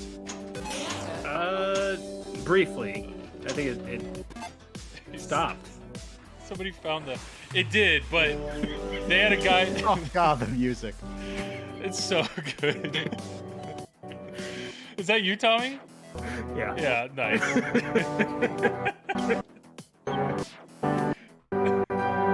This is my theme. My curse. My vision. My parents died in a tragic horse riding accident. It's too much there, Tommy. It's too yeah. We need a Bobby Pinball versus Nordman. Bobby Pinball. His voice was so good. Where is the pin bar? Oh boy. I've trapped you, Nordman, in the pin pod. You'll have to design your way out. Now that I think about it, Dave Fix would be a better penguin, don't you think? With not necessarily the way he talks, just visually, I think. Dennis, watch out for the copyright. Yeah, we're gonna have a copyright strike for that one moment in this entire stream. Yeah, you do get a copyright strikes like half the time. We just don't tell you anymore.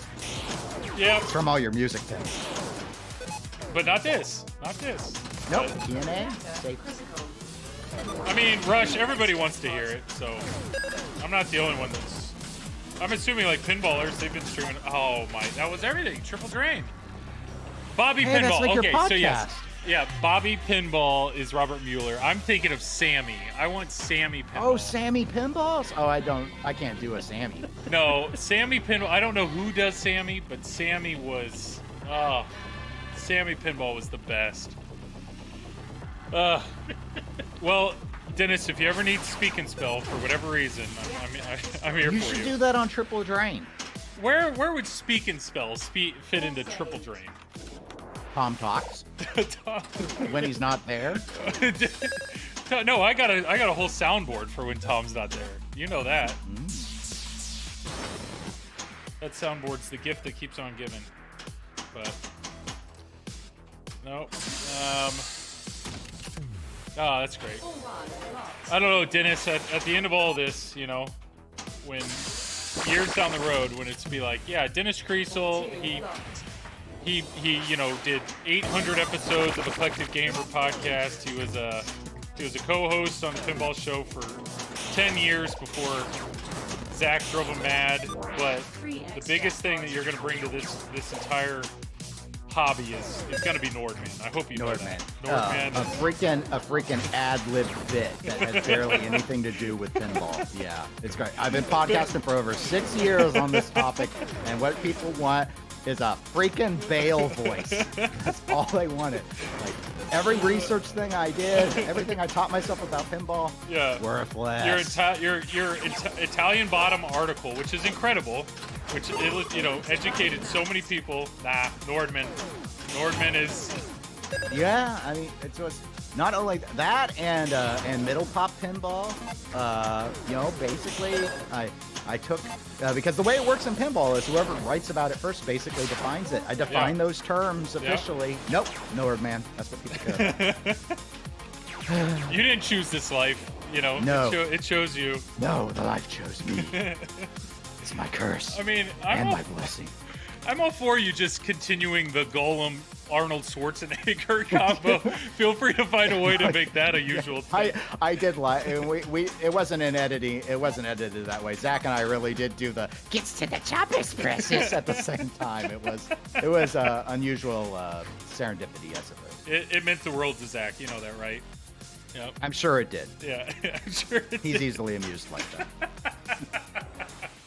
I'm sure it did. I think we have a loose storyboard here. Someone start taking screenshots of the chat. Yeah, I think you got that. You'll always be known for pinball market trends. You want to push Zach's buttons. You start saying that Nordman bits are better than the market trends segment. Because he's proud of that market trend. I mean, he took that over from when he had it on TWIP podcast. Yeah. It's like the one carryover from that show. Nordman needs the Speak and Spell to help decode the pin bar. Yeah. Let me know. Whenever you need me, I'm ready. I'm ready to do my bit there. This game from Deep Root will slowly crush us to death. In the 20 years it takes for Raza to be finished, you have to hack the pin bar and save us. Joel, save us from it. Somebody needs to be trapped in a pin pod, right? Yeah.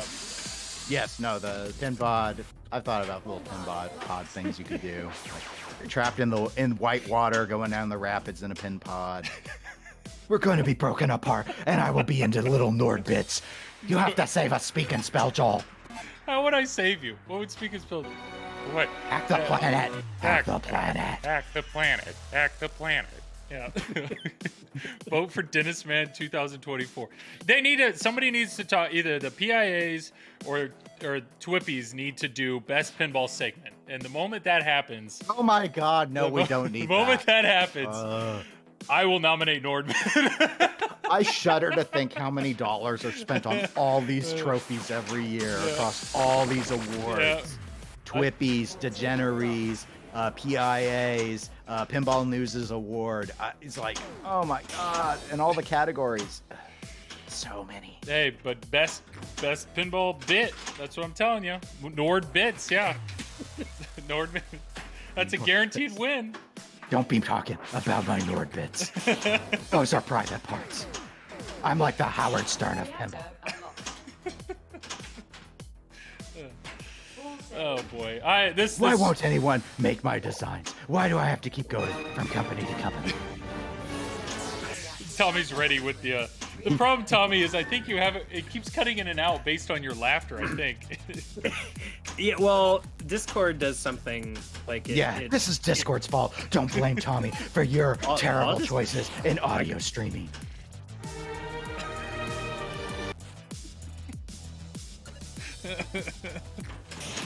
Oh, it's so good.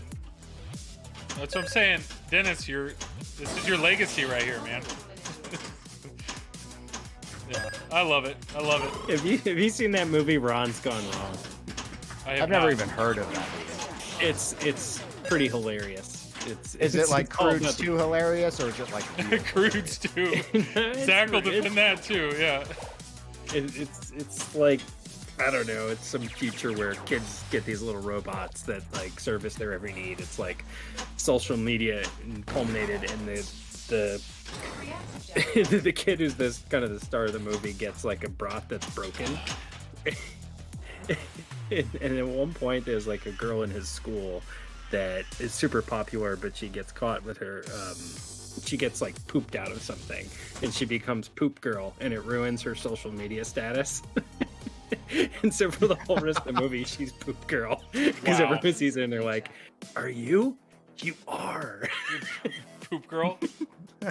I will tell you, 2 nights ago I turned on, what is it, UHF, the Weird Al movie. Oh, that movie's hilarious. I made it 45 minutes and I stopped. I was just like, I feel bad. I'm probably offending somebody, but that like, yes, you're offending people by turning off the movie. Whoa. Well, I think there were probably plenty of people that freaking loved that movie, but you don't have to tell them you turned it off. The jokes per minute weren't there. Like it's such a maybe I should have kept going, but it was just like, it just reminded me so much of like Airplane and Naked Gun and all those others. It's like parodies and spoofs and stuff. Yeah, that's what it was. But I just feel like Airplane and Naked Gun did it better.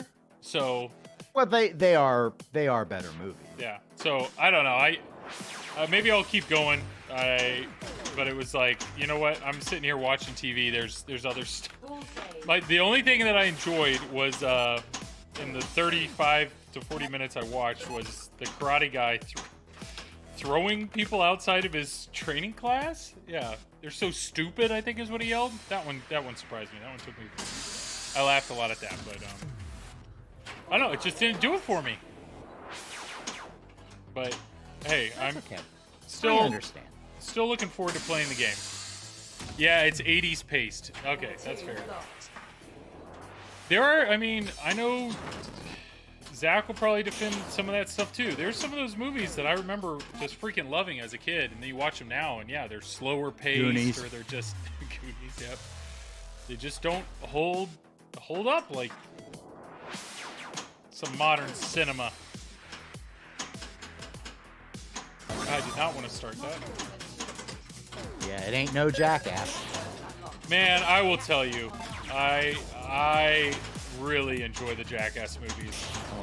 I'm not surprised. You're such a dude bro, Joel. I am so far from a dude bro, but I will tell you that You've got the hat. You've got the beard. a beard doesn't do. You've got the centipede shirt. You got the hoodie partially zipped. Total dude bro. Dude bro, yeah, the partially zipped because I'm cold, but I don't. It's a cool shirt, right? So cool. Yeah, but no, Jackass. It's just I like physical comedy. Like that's what's really sad to me is you could put a bunch of really creative writers in a room, and you could put a bunch of creative writers in a room, and they could spend hours crafting an amazing joke. But you give me a guy that falls down or trips, I laugh harder at that every time, and so that's my problem with Jackass. Is it's just there's something about the physical comedy that I find hilarious, and it's so dumb. It's so dumb. I understand, but I legitimately want to see. I want to see. I've not seen Spider-Man yet. What is it? Far From Home or? Yeah. Though I'm not sure that's going to live up to your physical comedy needs. I know that. I want to see the new Spider-Man, and I want to see the new Batman, which comes out soon. But Jackass 4 is actually legit a movie I want to see. Because I know I will laugh. I know I will laugh it's just guaranteed. I know I will laugh during that movie. You don't find that funny, Dennis? You don't find... I saw part of one of them. I don't know, because it's mostly people seeming to get hurt. Yeah, they You're like, pain is funny, Dennis. It is. Kinda. You're telling me there is a scene in one of the Jackass movies where it's all the guys sitting in a circle in just whitey tighties. That's all they're doing, sitting in a circle in whitey tighties.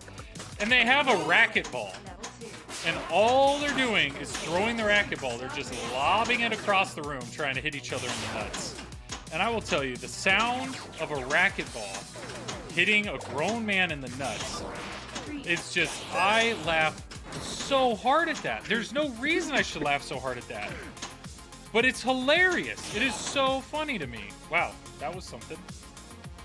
And then the best part about it is one of the guys picks up a bone, like a dog bone, and chucks the dog bone across and drills the guy in the nuts. Comedy gold. I'm sorry, Dennis. You probably think less of me now, but that's funny stuff. Well, I mean, I was pretty low to start with, but yeah, maybe a little bit. It's gone down. A little bit lower. Yeah. I don't know how this is balancing, but I'll take it. I have not seen it yet. Someone just randomly punched in the face. I can't help but, yeah, I freaking love physical comedy. Sneak peek, Joel's upcoming podcast interview with special guests. I'm halfway through, and if you really like pinball, you're going to flip. Airing tomorrow. Zach, I'm glad. I'm glad you're enjoying it. The bill this is curved. The bill's got to be flat as a pancake. That's just the fisheye lens from your camera making it look curved. Yeah. Dude, I don't think you can be a bro with a mesh hat. Bros are snapbacks only, I think. I agree, Joel. That's why we need Tommy Boy as a pinball machine. That would be pretty good. Walking Dead is a great pin, hands down. Why are we talking? Yeah, Walking Dead is a good pin. We talked about that a little I like earlier. this. Why are we talking about pins and not my stupid Jackass story? Well, I was trying to think, where did Walking Dead come from? We talked about it. It came from Stern. Don't you know anything? Oh, wow. Dude, bro. Dude. Why don't you go back to your speak and spell? The only person on TPN that I like calling a bro is Travis. And it's because he actually works out and he wears his hat backwards.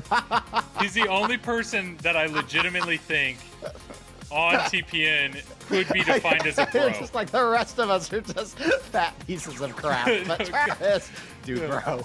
He's a bro. Yeah, I like saying that Travis is a bro. That's about the only person I could say consistently. So mean. Yep. Yep. And I called him out on it only once. getting better. I called him out on it once, and he didn't deny, like he didn't fight it, which I thought was funny. But well, we know Zach's the bro, right? Isn't that the Zach? Yeah, I probably. mean, Zach had his ears pierced, and he wore Jinko jeans, and he had subs in his car. So what does that mean? That's not like a modern and day he used bro. to sling like iPads out of his car until he got held up by a bigger iPad slinger. Stole all of his iPads. And he didn't want to report it to the cops because he wasn't sure how they'd respond to him hawking overpriced iPads. And that's how he became a distributor. Did I just hear another voice? CNK, yeah. So Dennis Creasel's on the mic, and Tommy Jedi McMuffin is on the mic. Yeah, he balances out the rest of you nerds. Yeah, we need a bro like Travis to balance out the rest of us nerds. Yeah, I'll take that. There's a few of us, as soon as you get a beard, then it makes you what is it? It's true. What's the word I'm thinking of? Lumberjack. No, it's like when you think you're into Flannel. something. You're exactly flannel. You're into something before anybody else. Like you think you're. I can't think of the word. Early. You're early. Yes. No, it's God, it's like you can be helpful without being helpful at all. It's amazing. Hipster. Thank you, Nick. What's that have to do with helpful without being helpful at all? What does that mean? Because I said you're into something before and you said early. You know the answer's not early, but you still throw it out. What? If you're into something before it's open, you're pretty early. Yep. Early bird. Early bird special. I will tell you, in grad school, there was about a 6-month period that I had legit handlebar mustache. So that was a very hipster thing to do. They call that a Zach. Zach's not a hipster. Zach now, I don't know. What do you call somebody who wears only sweatpants, Air Jordans, and a snapback hat? Because that's Zach. I don't know. And that's what Zach wants Dennis to be. That's why he sent Dennis Jordans, right? They didn't send me any sweats. Ooh. Zach, you got to get on that. Got to get that on. So what's an illegitimate handlebar mustache? I don't know. The people that just the moment the mustache gets long enough that it barely points up. I mean, mine was you could fully twist it, full curls, and I smiled. It would poke me in the cheek. We get it. You can awesome. grow a beard. It was awesome. Excessive basketball fan. I don't think Zach's an excessive basketball fan. Wait, he's like what?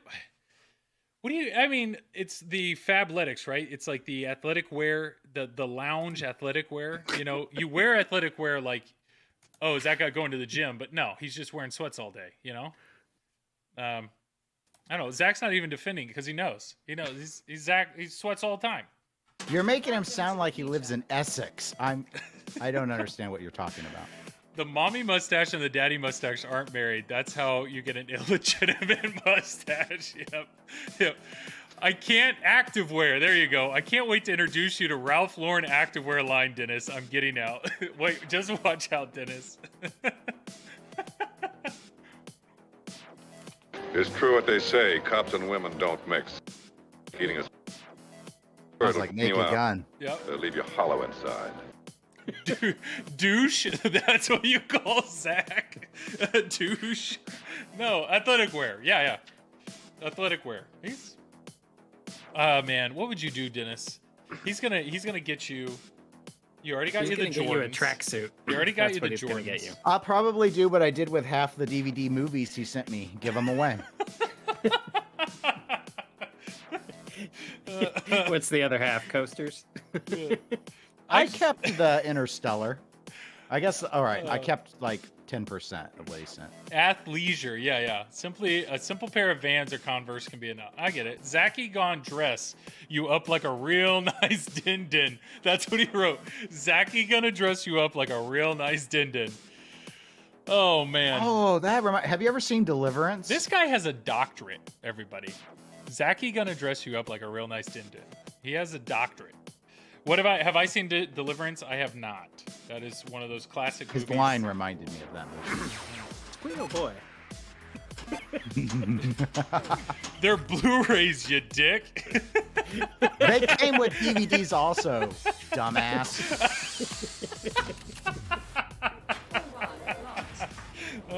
Why did he give these to you? These are the movies Be he an just asshole. so every He sent me Goonies.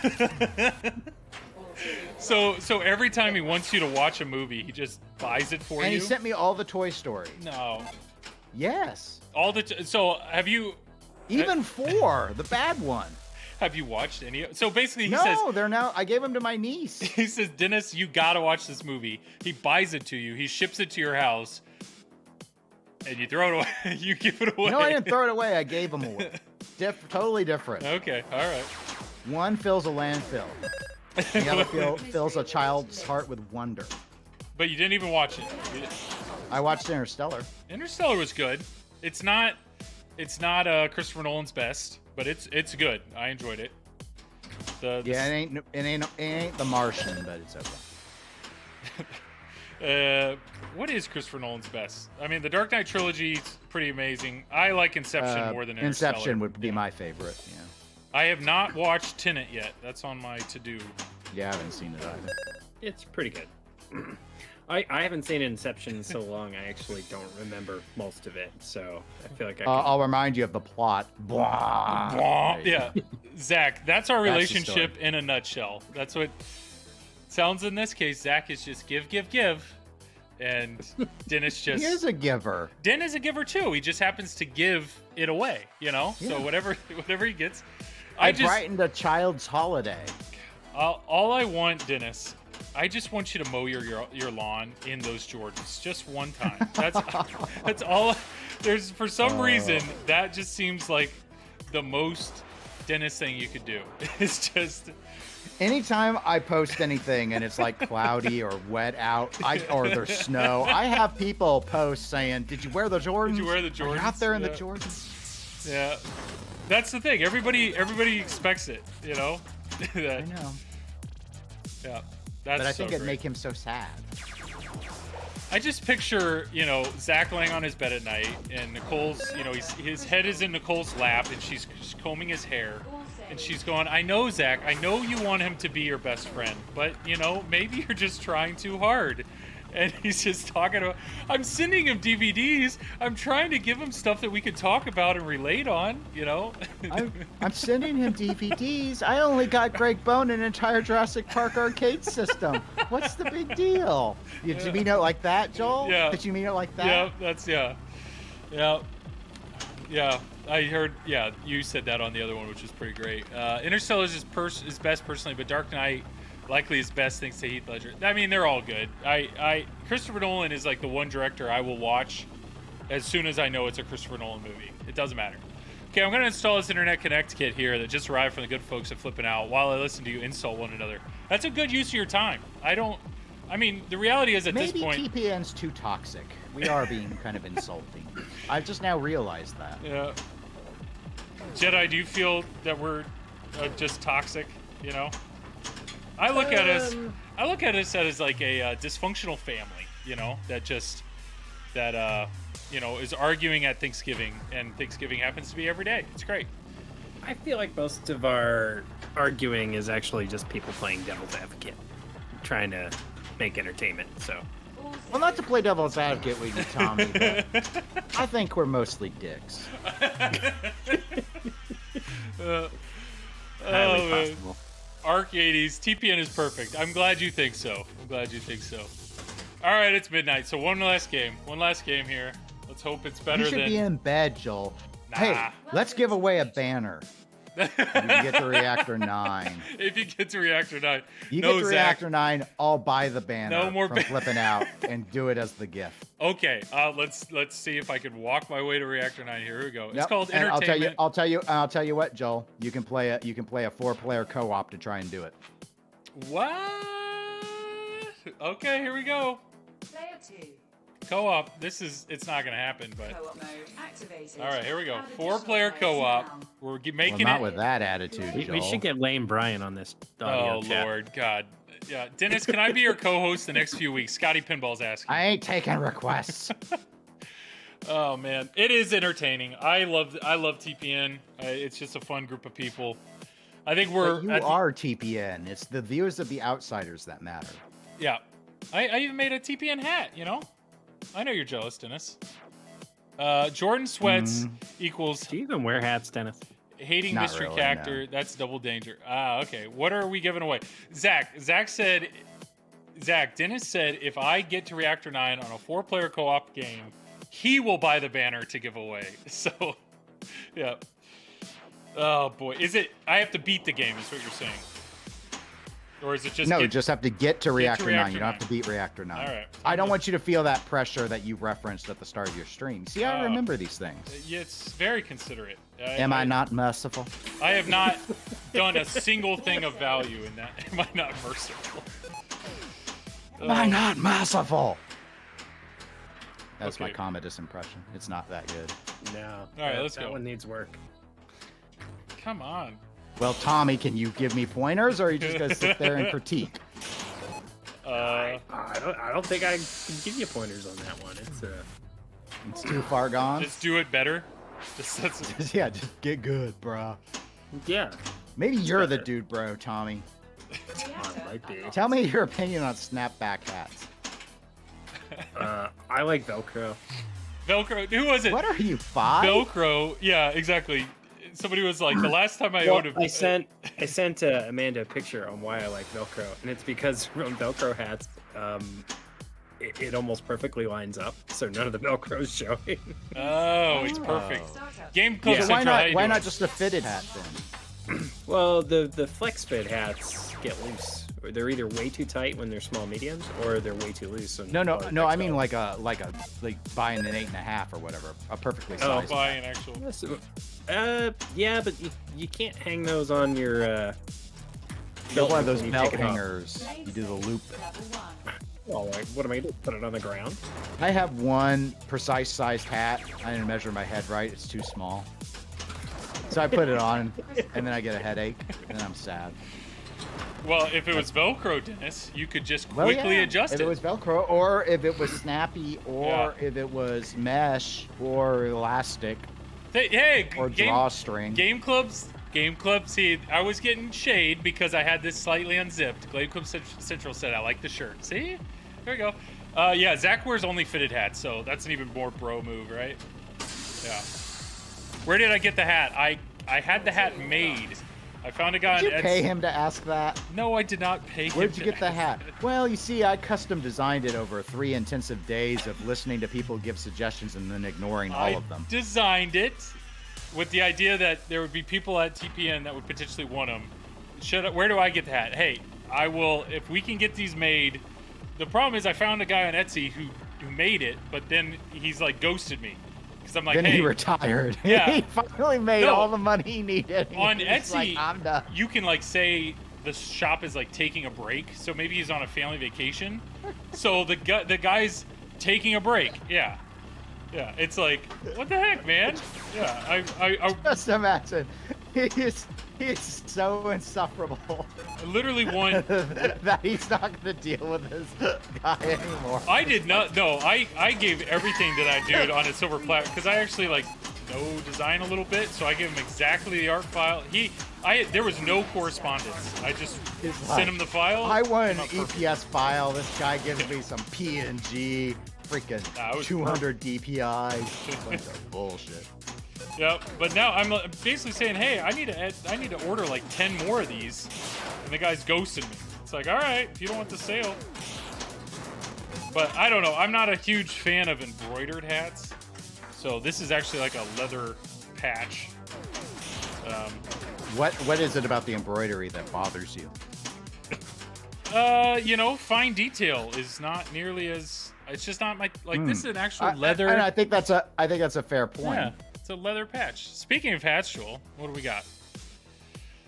Oh man. But I mean, if you didn't put the Pinball Network and just had TPN, I think it'd have worked fine. It would have. Oh, you don't like that solution, huh? No, I mean, I wanted to give it all. Leather. It's what a bro would have. A bro, yeah. No, a bro would be backwards hat, and he'd have TPN embroidered on the fitted part of the hat, so when he wears it backwards. Well, I think your current hat is not very vegan friendly. You should give Zach a hat with 2 bills. That way, when he turns it around. Oh yeah, the Schnicked hat. Yeah. So if you check out the Pinball Network or the Pinball Network, wow. If you check out FlipnOut Pinball, there's some new merch. Tommy, I think you saw it. I threw out the idea of the Schnick target from Deadpool, and we made it happen. So if you like the word Schnick and it looks like the target from Deadpool, hit it up. I'm pretty pumped about it. Did any of you big pinheads get an Escalera yet? I don't own one, and I'm jealous of every single time Zach uses one to get a pin in or out of this basement because they're. I used one once to get a guy. I was borrowing one, and that's actually how I got my firepower out of a really steep stair basement. And they are great. I've never bought one though because my game room's ground level accessible. So. They do what they need to do incredibly well. So if you don't have friends that can help you every time you buy a game, if you don't have any friends. I talked my dad. He doesn't have any friends. Nope. Nobody likes you, John. And your stupid hats. Or if you have, I would assume over here in the Midwest, Escalators probably sell pretty well because we have basements, and I don't know, like California, you don't have basements, so a lot of your stuff's in the garage, right, Tommy? Yep. Yeah. How many games do you have? 3. I have TNA, Deadpool, and Stranger Things. Tommy and I have very similar collections. I see that, or I hear that. Yeah. Tommy and our Eventually, Stranger Things is getting swapped for Godzilla. which I fully endorse. Except for Stranger Things is a good game. Why do you hate Stranger Things, Joel? Yeah, Let's explore this. Stranger Things is a good game, but Well, you Godzilla kind of is. crapped all over it. I don't know of a game that I could. Which Godzilla version are you getting, Tommy? Premium. Yeah, I don't know of a game right now that beats Godzilla Premium. Like, it is such a fun game. What about Godzilla LE? Does it beat Godzilla Premium? Nah, that's just for the elitists. I agree with you. We agree on something. I will tell you though, playing on with powder coat is pretty sick. But that's the only thing about an LE that I'm jealous of. But you could powder coat a Pro Exactly. or a Premium and make it a powder Premium or Powder powder Pro, Pro. Powder Pro, A yep. PP. I agree. I have my Deadpool powder coated, and I'm glad I do. All right, here we go. Stranger Things Do you is have the leaving my UV heart. kit, Tommy, on your Stranger Things? I do. Zach, Although, oddly enough, I have the UV kit for a premium. I 'Cause don't that's all I think could find at the time. exactly. Do you like Zach, worry about getting sunburned from it? Occasionally. Somebody did ask about that. I read that one. They're like, "Is there any chance this UV kit is actually harmful to the ink and the, is my playfield gonna fade over time because we're blasting it with UV?" It's like, wow, that's It's not on that. it's not on that often. I don't think any. Zach agrees. I don't think any game right now beats Godzilla Premium or LE. I mean, I thoroughly enjoyed Stranger Things when I had it, but I'd take the Premium Godzilla over pretty much any pin right now. Well, I'm going to try and keep Stranger Things, actually, Zach. Okay. And which one are you going to get rid of? Nothing. I'm going to try and keep them all. I thought maybe space meant you could only have 3. No, I have one more slot in the garage I can make use of. So it's just going to make it tight in there.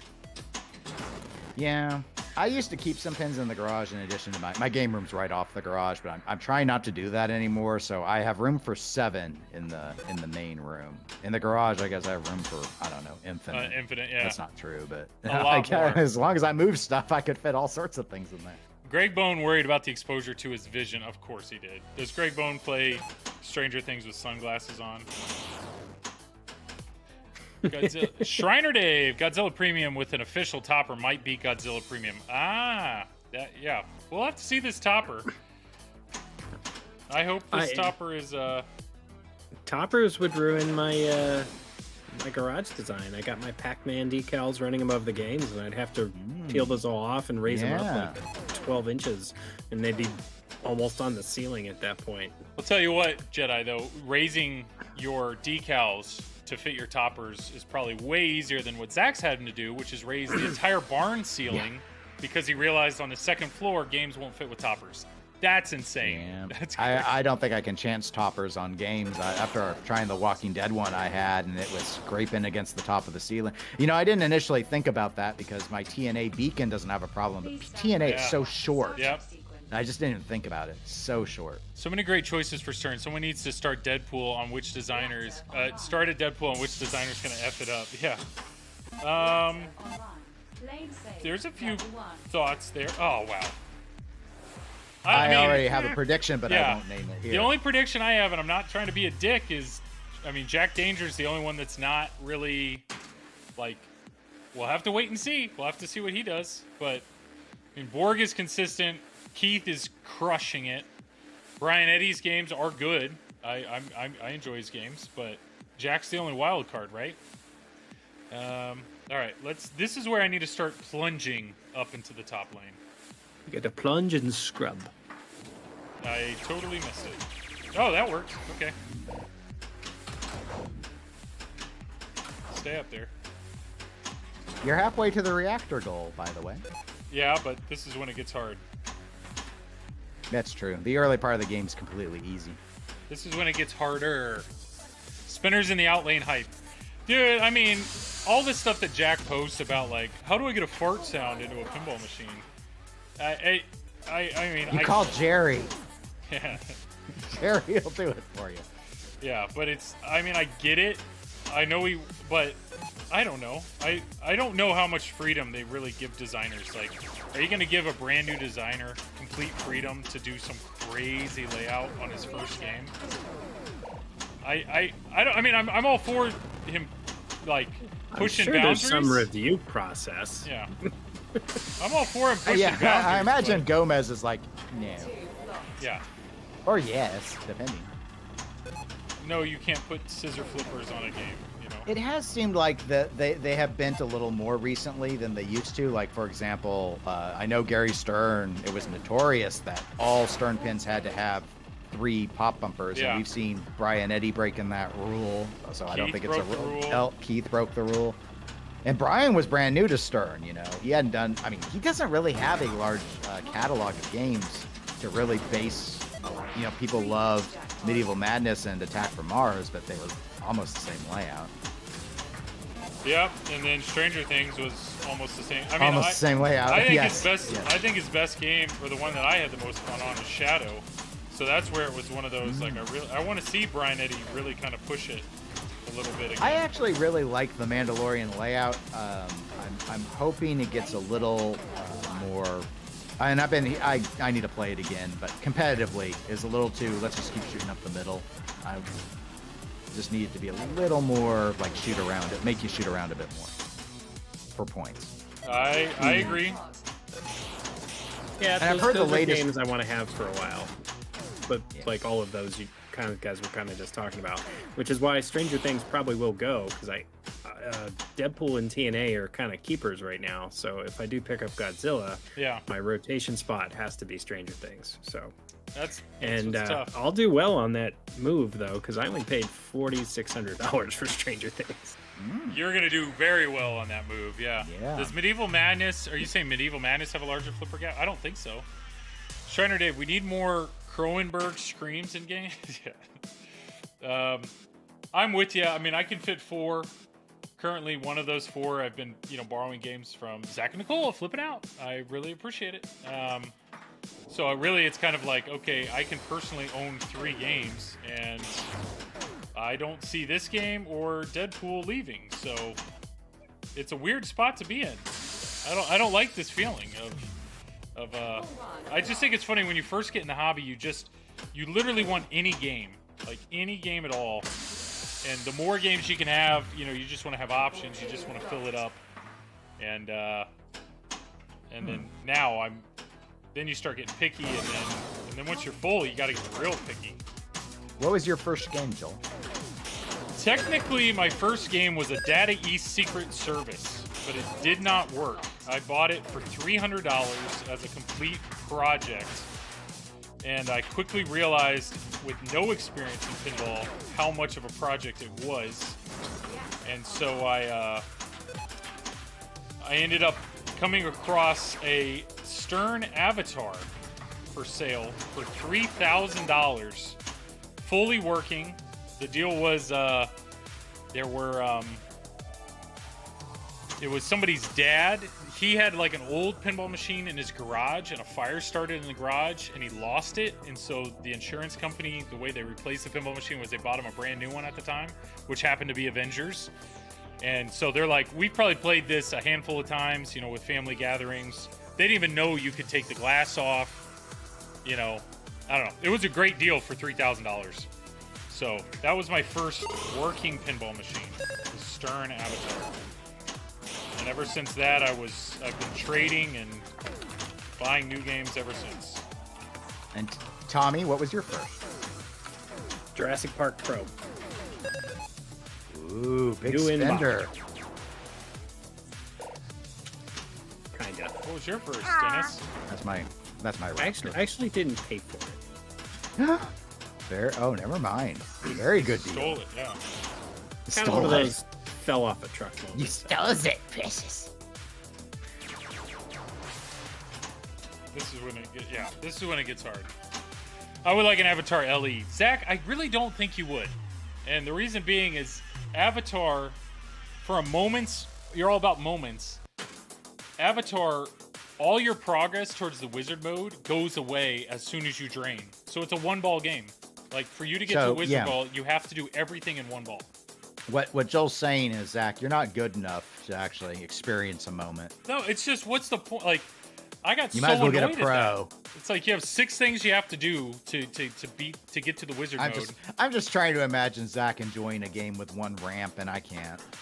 No, I'm telling you, Zach, it's not a fun game. I mean, it's challenging.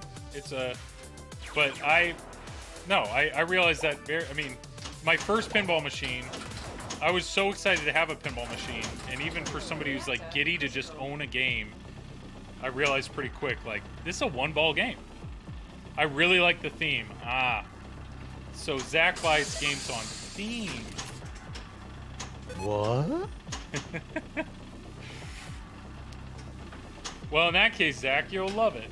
It's an Avatar game. It fills the theme well. The callouts are good, but it's not. It was not I a always game. enjoyed I really playing enjoyed. it myself, but I've only ever played it on location. On location, yeah. Yeah. I think that the Beatles is one of the top 5 games they've made. What are you kidding me? I think that the Beatles. There's a lot of love for Beatles. There's a lot of love. Yeah, Beatles is a lot of fun. I just could never get behind how much they charged for a gold because of it being limited, and it's license money. It's not in the mix. They can talk about how expensive drop targets are until they're blue in the face. That price up was because of that $1 million license. You can't trick me, Joe. I've been around the block too many times. Not quite David Fix qualified as expert times, but close enough. I don't know why I care so much, but I just don't really have any interest in owning any other single level game because I own this game, and But there's so many other unique single level layouts that are so much different than this. you are correct. I don't know. I've never had an urge. 8-Ball Deluxe. I had an 8-Ball Deluxe. Fathom. I And actually they're doing a Fathom revisit it. I You could revisit the Fathom. with good code, with newer code. I agree. Centaur. So I actually traded an 8-Ball Deluxe to get this game back, and I really enjoyed 8-Ball Deluxe. 8-Ball Deluxe is a great game, and apparently, Bad Girls is an even better version of the game. But Celts is wild. Warlock Pinball. I know you've been streaming it. I've heard really good things about Celts. Like, there's some people that really like Celts. Yeah, Celts. You could get Celts. I could, but I have TNA, and I really like this game. Please stand by for reactor startup. Celts is more rare. People snipe used games in San Diego so fast. If I look around, anything that's out there is so grossly overpriced it makes you want to vomit. Like, there's a Bad Cats here for $9,000. Oh wow. What? And I'm like, no, I guess it's a restoration, so I can kind of see charging a premium for it, but no way. Like, Yeah, Bad Cats is neat, but it's not $9,000 worth of fun. no. There it To be is. honest, it doesn't matter what the game is for me. Like, anything over 8 is making me want to vomit. Like, It's a Yeah, lot of money. I mean, I don't have that much fun playing pinball. My actual Right, limit right. is closer to like 6,500. and I can understand. I mean, I get it that you can get stuff and you're not going to lose money in this market, but it's still a lot of cash to tie up. It is. A lot. It's always an interesting thing when you start to add up. It's like, if I add up what I have, it's like, that's a lot of money. Yeah. What do we got here? Celts is TNA and Silverball Mania. Interesting. I would like to play it. Skateball, Sea Witch, Centaur. Oh, these are all the single level ones. It's amazing. Yeah, I know Hup Challenge is really enjoying Celts a lot. Joel, I'm going to get an early Fathom Mermaid and you'll stream it. I will gladly stream it. That would be a lot of fun. Yeah, okay. 3 more targets. And then you'll fall in love with single level and you'll want to change your whole lineup. That's an awesome way to drain. I can't. It's like, I mean, maybe you're right. Maybe you're right, Dennis. There's some really good. What I need people in the Indianapolis, Indiana area to create a co-op that I could be a part of, so we can throw our collections together and I can stream from a different location. That's what I need. That sounds like socialism, boy. Yeah, somebody make a co-op and then invite me to it. That's what I want. I don't know about your pinball collective. Or I need Zach to move out of Evansville, Indiana, which is not looking promising with the fact that he just built a barn. And That's true. People who have barns are married to their properties for life. Here's a Pirates LE for $27,500. Steal. Bye.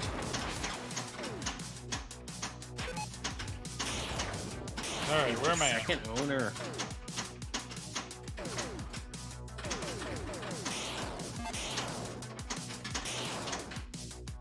Well, reactor 7. If I could, with this, be. Oh wow. This is where it gets hard. There's a lot of keypad hits you have to hit here. Pinvault, yes. Pinvault is a collective. I don't know the guys at Pinvault. I should get to know the guys at Pinvault because it's a facility. Oh, it's barn. Don't call it a barn. It's a facility. Got it.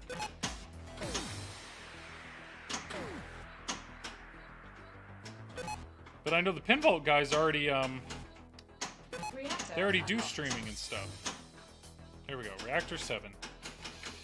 We're getting there, Dennis. We're getting there. Yeah. You're doing well. To be fair, You see, you just need a goal. You need the pressure. I need the pressure to focus in on this.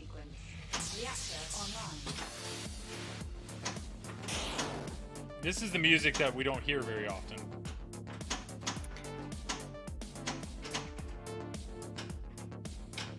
Alright, here we go. And we need a lot of stuff up there. I played the venue downstairs on tour and got drunk with those dudes. They were rad. The Pinvault guys are... I know a few of them online, but I've never been able to get there, and they seem very nice, but...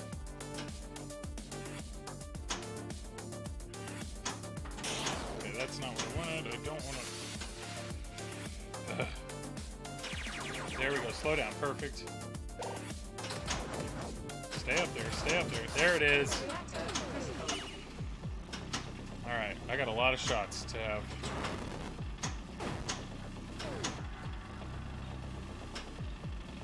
Alright, yeah, it's like you're ruining for everyone. What am I ruining, Zach? Oh, you're gonna show everyone the wizard mode. Oh, the music that no one hears? Yeah. Yes.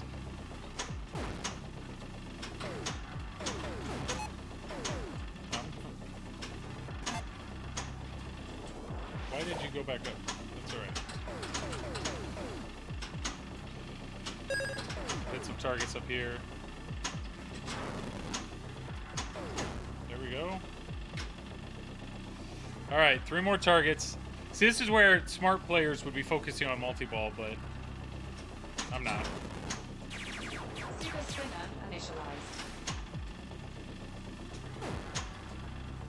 Yep, that's why you focus on multi-ball. Alright. So player 2, ball 3, and I need to get 2 more. Alright, so let's get multi-ball going. Yeah, get your multi-ball. There we go. The chat delay is messing my punchlines, yeah. That's why you have to... If you're doing it on your phone, Zach, it always delays things.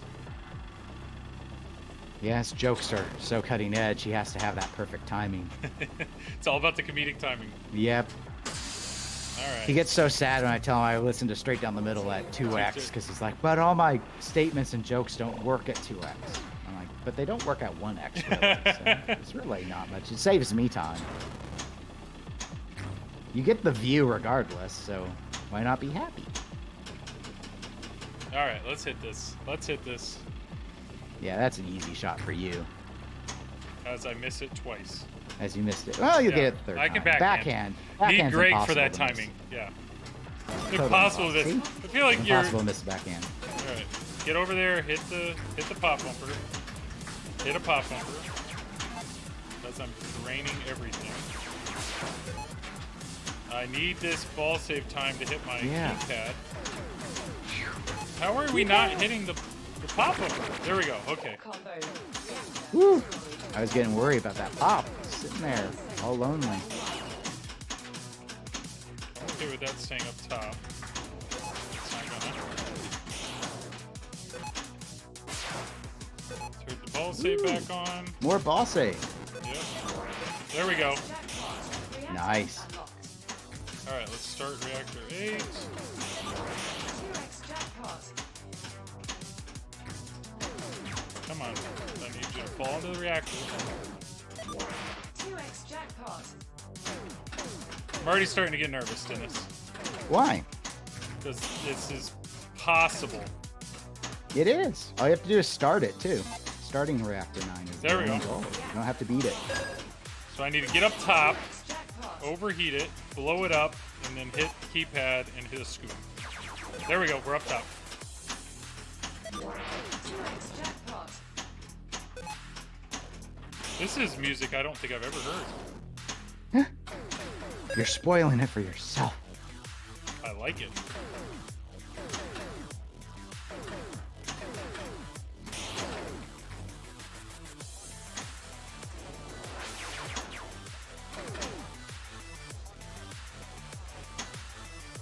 All right. Whee!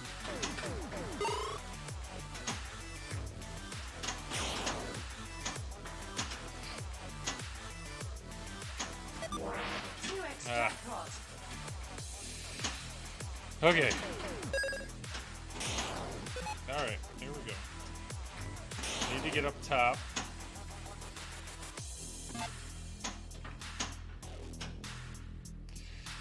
Oh boy. All right. Y'all's voices sound strange to me at 1x. Oh yeah. Did Jolie does Wheaties know? Ray Day. I am playing a 4-player co-op game, so this is ball 10. And Dennis said if I could get to Reactor 9 on a 4-player co-op game, he would buy a banner to give it away. It's insane. Pinball Profile, Jeff, how you doing, buddy? Yeah, so I am actually getting nervous now. Hey, Joel. What? What did we decide, Raymond? Oh, no. Oh, God, no. Yeah, Raymond, you may have a supervillain alter ego that you have didn't to watch the whole replay. that you didn't know you were. Stay up there. Ah. Okay.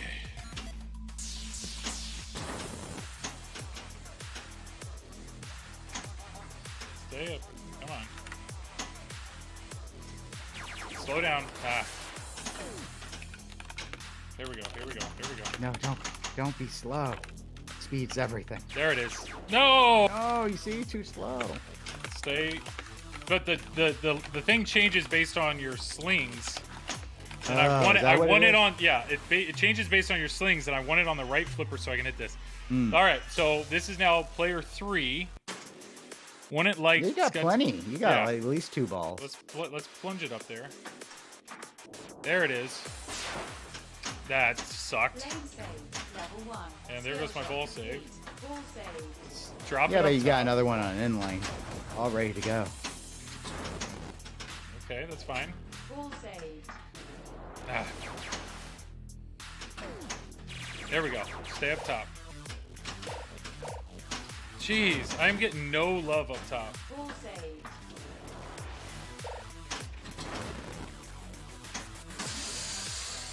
Ooh, ball lock. Yeah, Ball 1 blocked. that's not enough.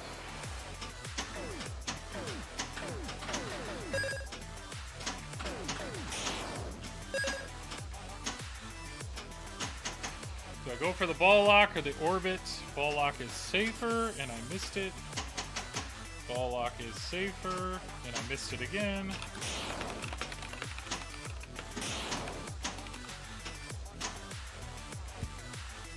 There we go. All right, plunge it up there. Ball 2 blocked. There it is. I don't. Yes. There it is. Okay. Critical. Let's go into multi-ball here. Oh, man. Multi-ball. All right, let's blow this up. Bounce everything around. 3x reactor jackpot.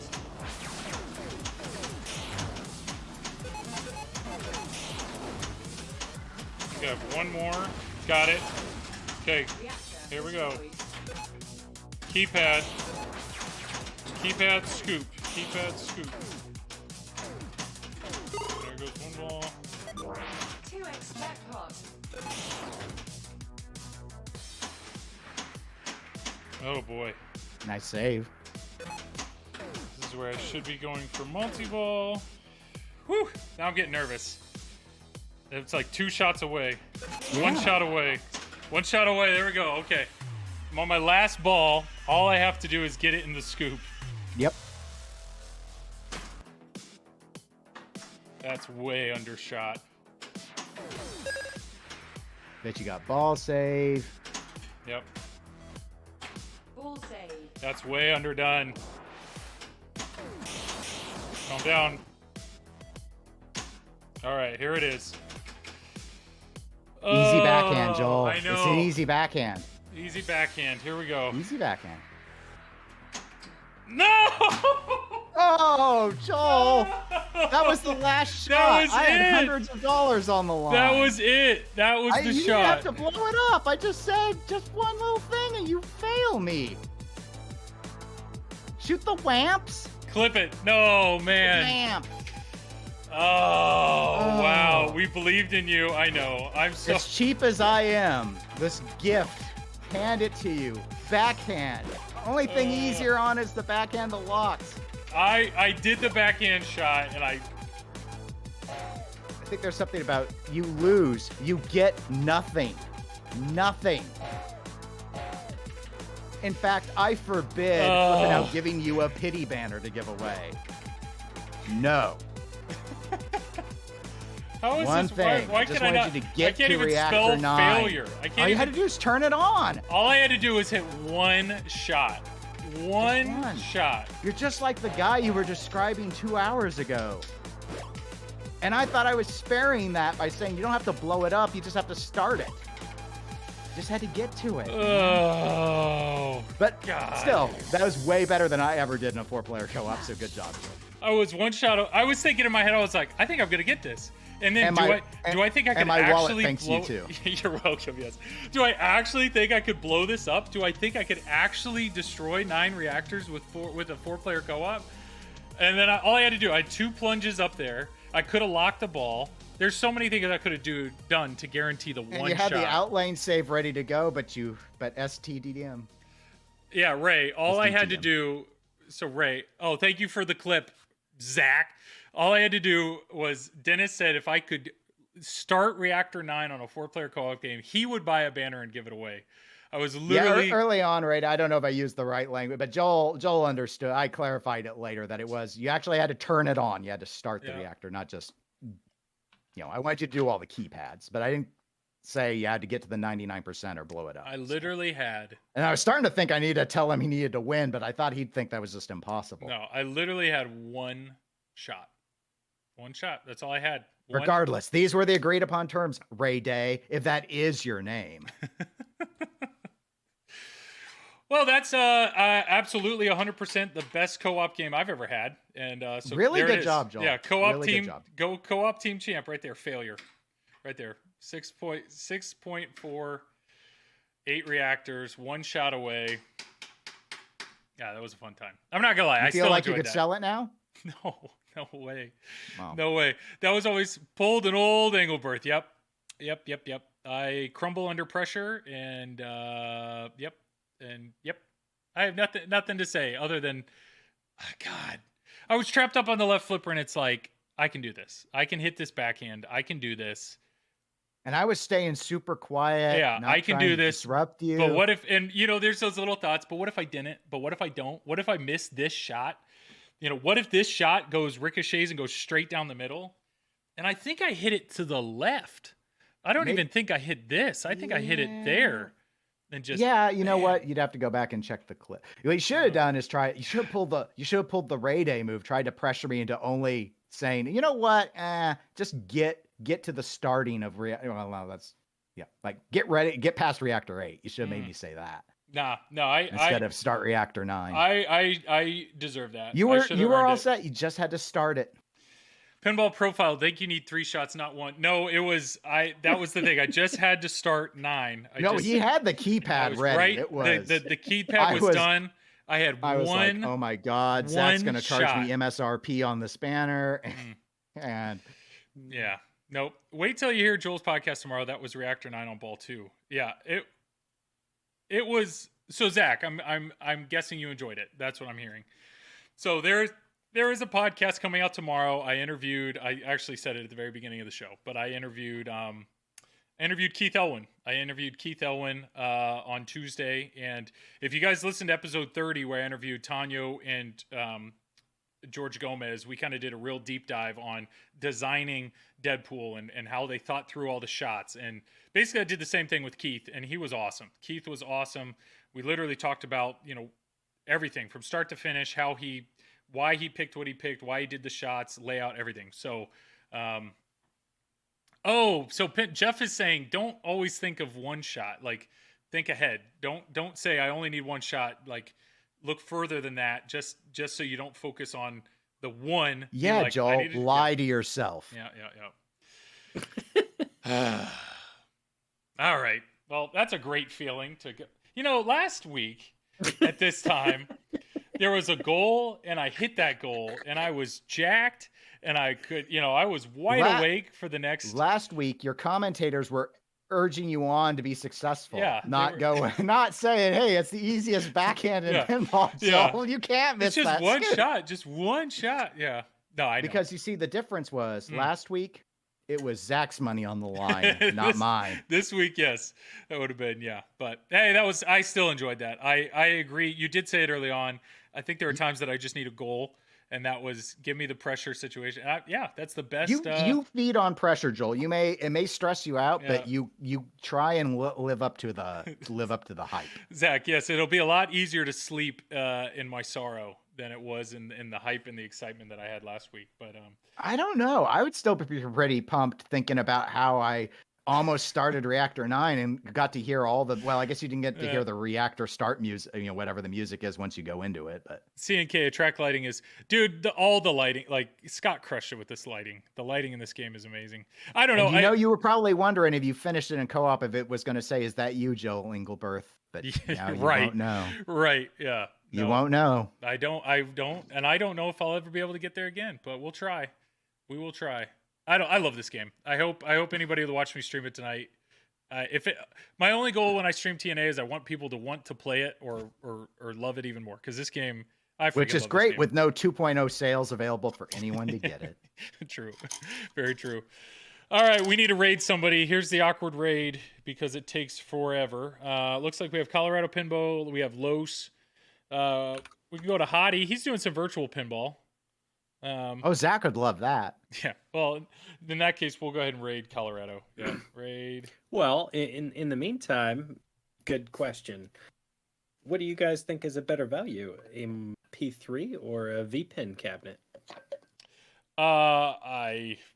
If I had to pick between the two, I would pick the P3. Physical pinball. I have never seen a non-pinball person like really enjoy a VPin personally. And I guess in terms, since you phrased it as value, I'd have to say VPin only because you're going to get it for so much less in price. And if for no other reason, with a VPin, you can load up a lot of existing pinball games and learn the rules. Yeah. So there's a lot of practical value to it, especially if you're competitive. Whereas, I've never played in a tournament with a P3 ever. So it just depends on your perspective, though. CNK, P3 is dumb. That platform will not work. I have played it. I played it at Chicago Expo, and I enjoyed it. I enjoyed it. It definitely feels CNK, more... Let me cut in, Joel. I'm sorry to interrupt, but I'm not really sorry. CNK, Joel's been trying to talk himself into a P3 for like 3 years now. So just let him go through this. It's a phase. It's a phase, yeah. Like his mesh hat. He's going through a phase right now. Just let him work through it. It's not, I don't know. I think it has more potential. Like I would not write off the entire thing. Oh, I'm sorry. I'm trying to be the Atari 2. Yeah, that's a good. If only they'd come out with an A ET Hypercoaster. minigame. Weird Al didn't know. Weird Al is not Oh God. the ET game. I had Yeah. ET. I still have it. Nice. Can't ever get out of the hole when you fall in it. It's terrible. Saved it Poor out of the E3. saved it from the Poor la- ET. the I call the it landfill. E3. I'm sorry. Weird Al didn't make Weird Al did not make me pull the trigger, but I don't. I mean, I'm looking forward to playing it at TPF, but as of right now, no. There are other games that I would rather own than a P3, so that's the main reason I don't own it. I assume the raid is happening. Yep, right now. So there goes that raid. We're going to New Zealand. If anybody's still here, thanks for being here. Thanks for watching. And yeah, I won't be streaming next Wednesday. Next Wednesday, I am setting up a stream that is happening Thursday night on the FlipnOut stream, which is going to be pretty cool. I may stream in your place next Wednesday. Yeah, so check out Jedi. Ooh, some muffin Yeah. time. So anybody that's still here and still watching and didn't follow that raid, thank you.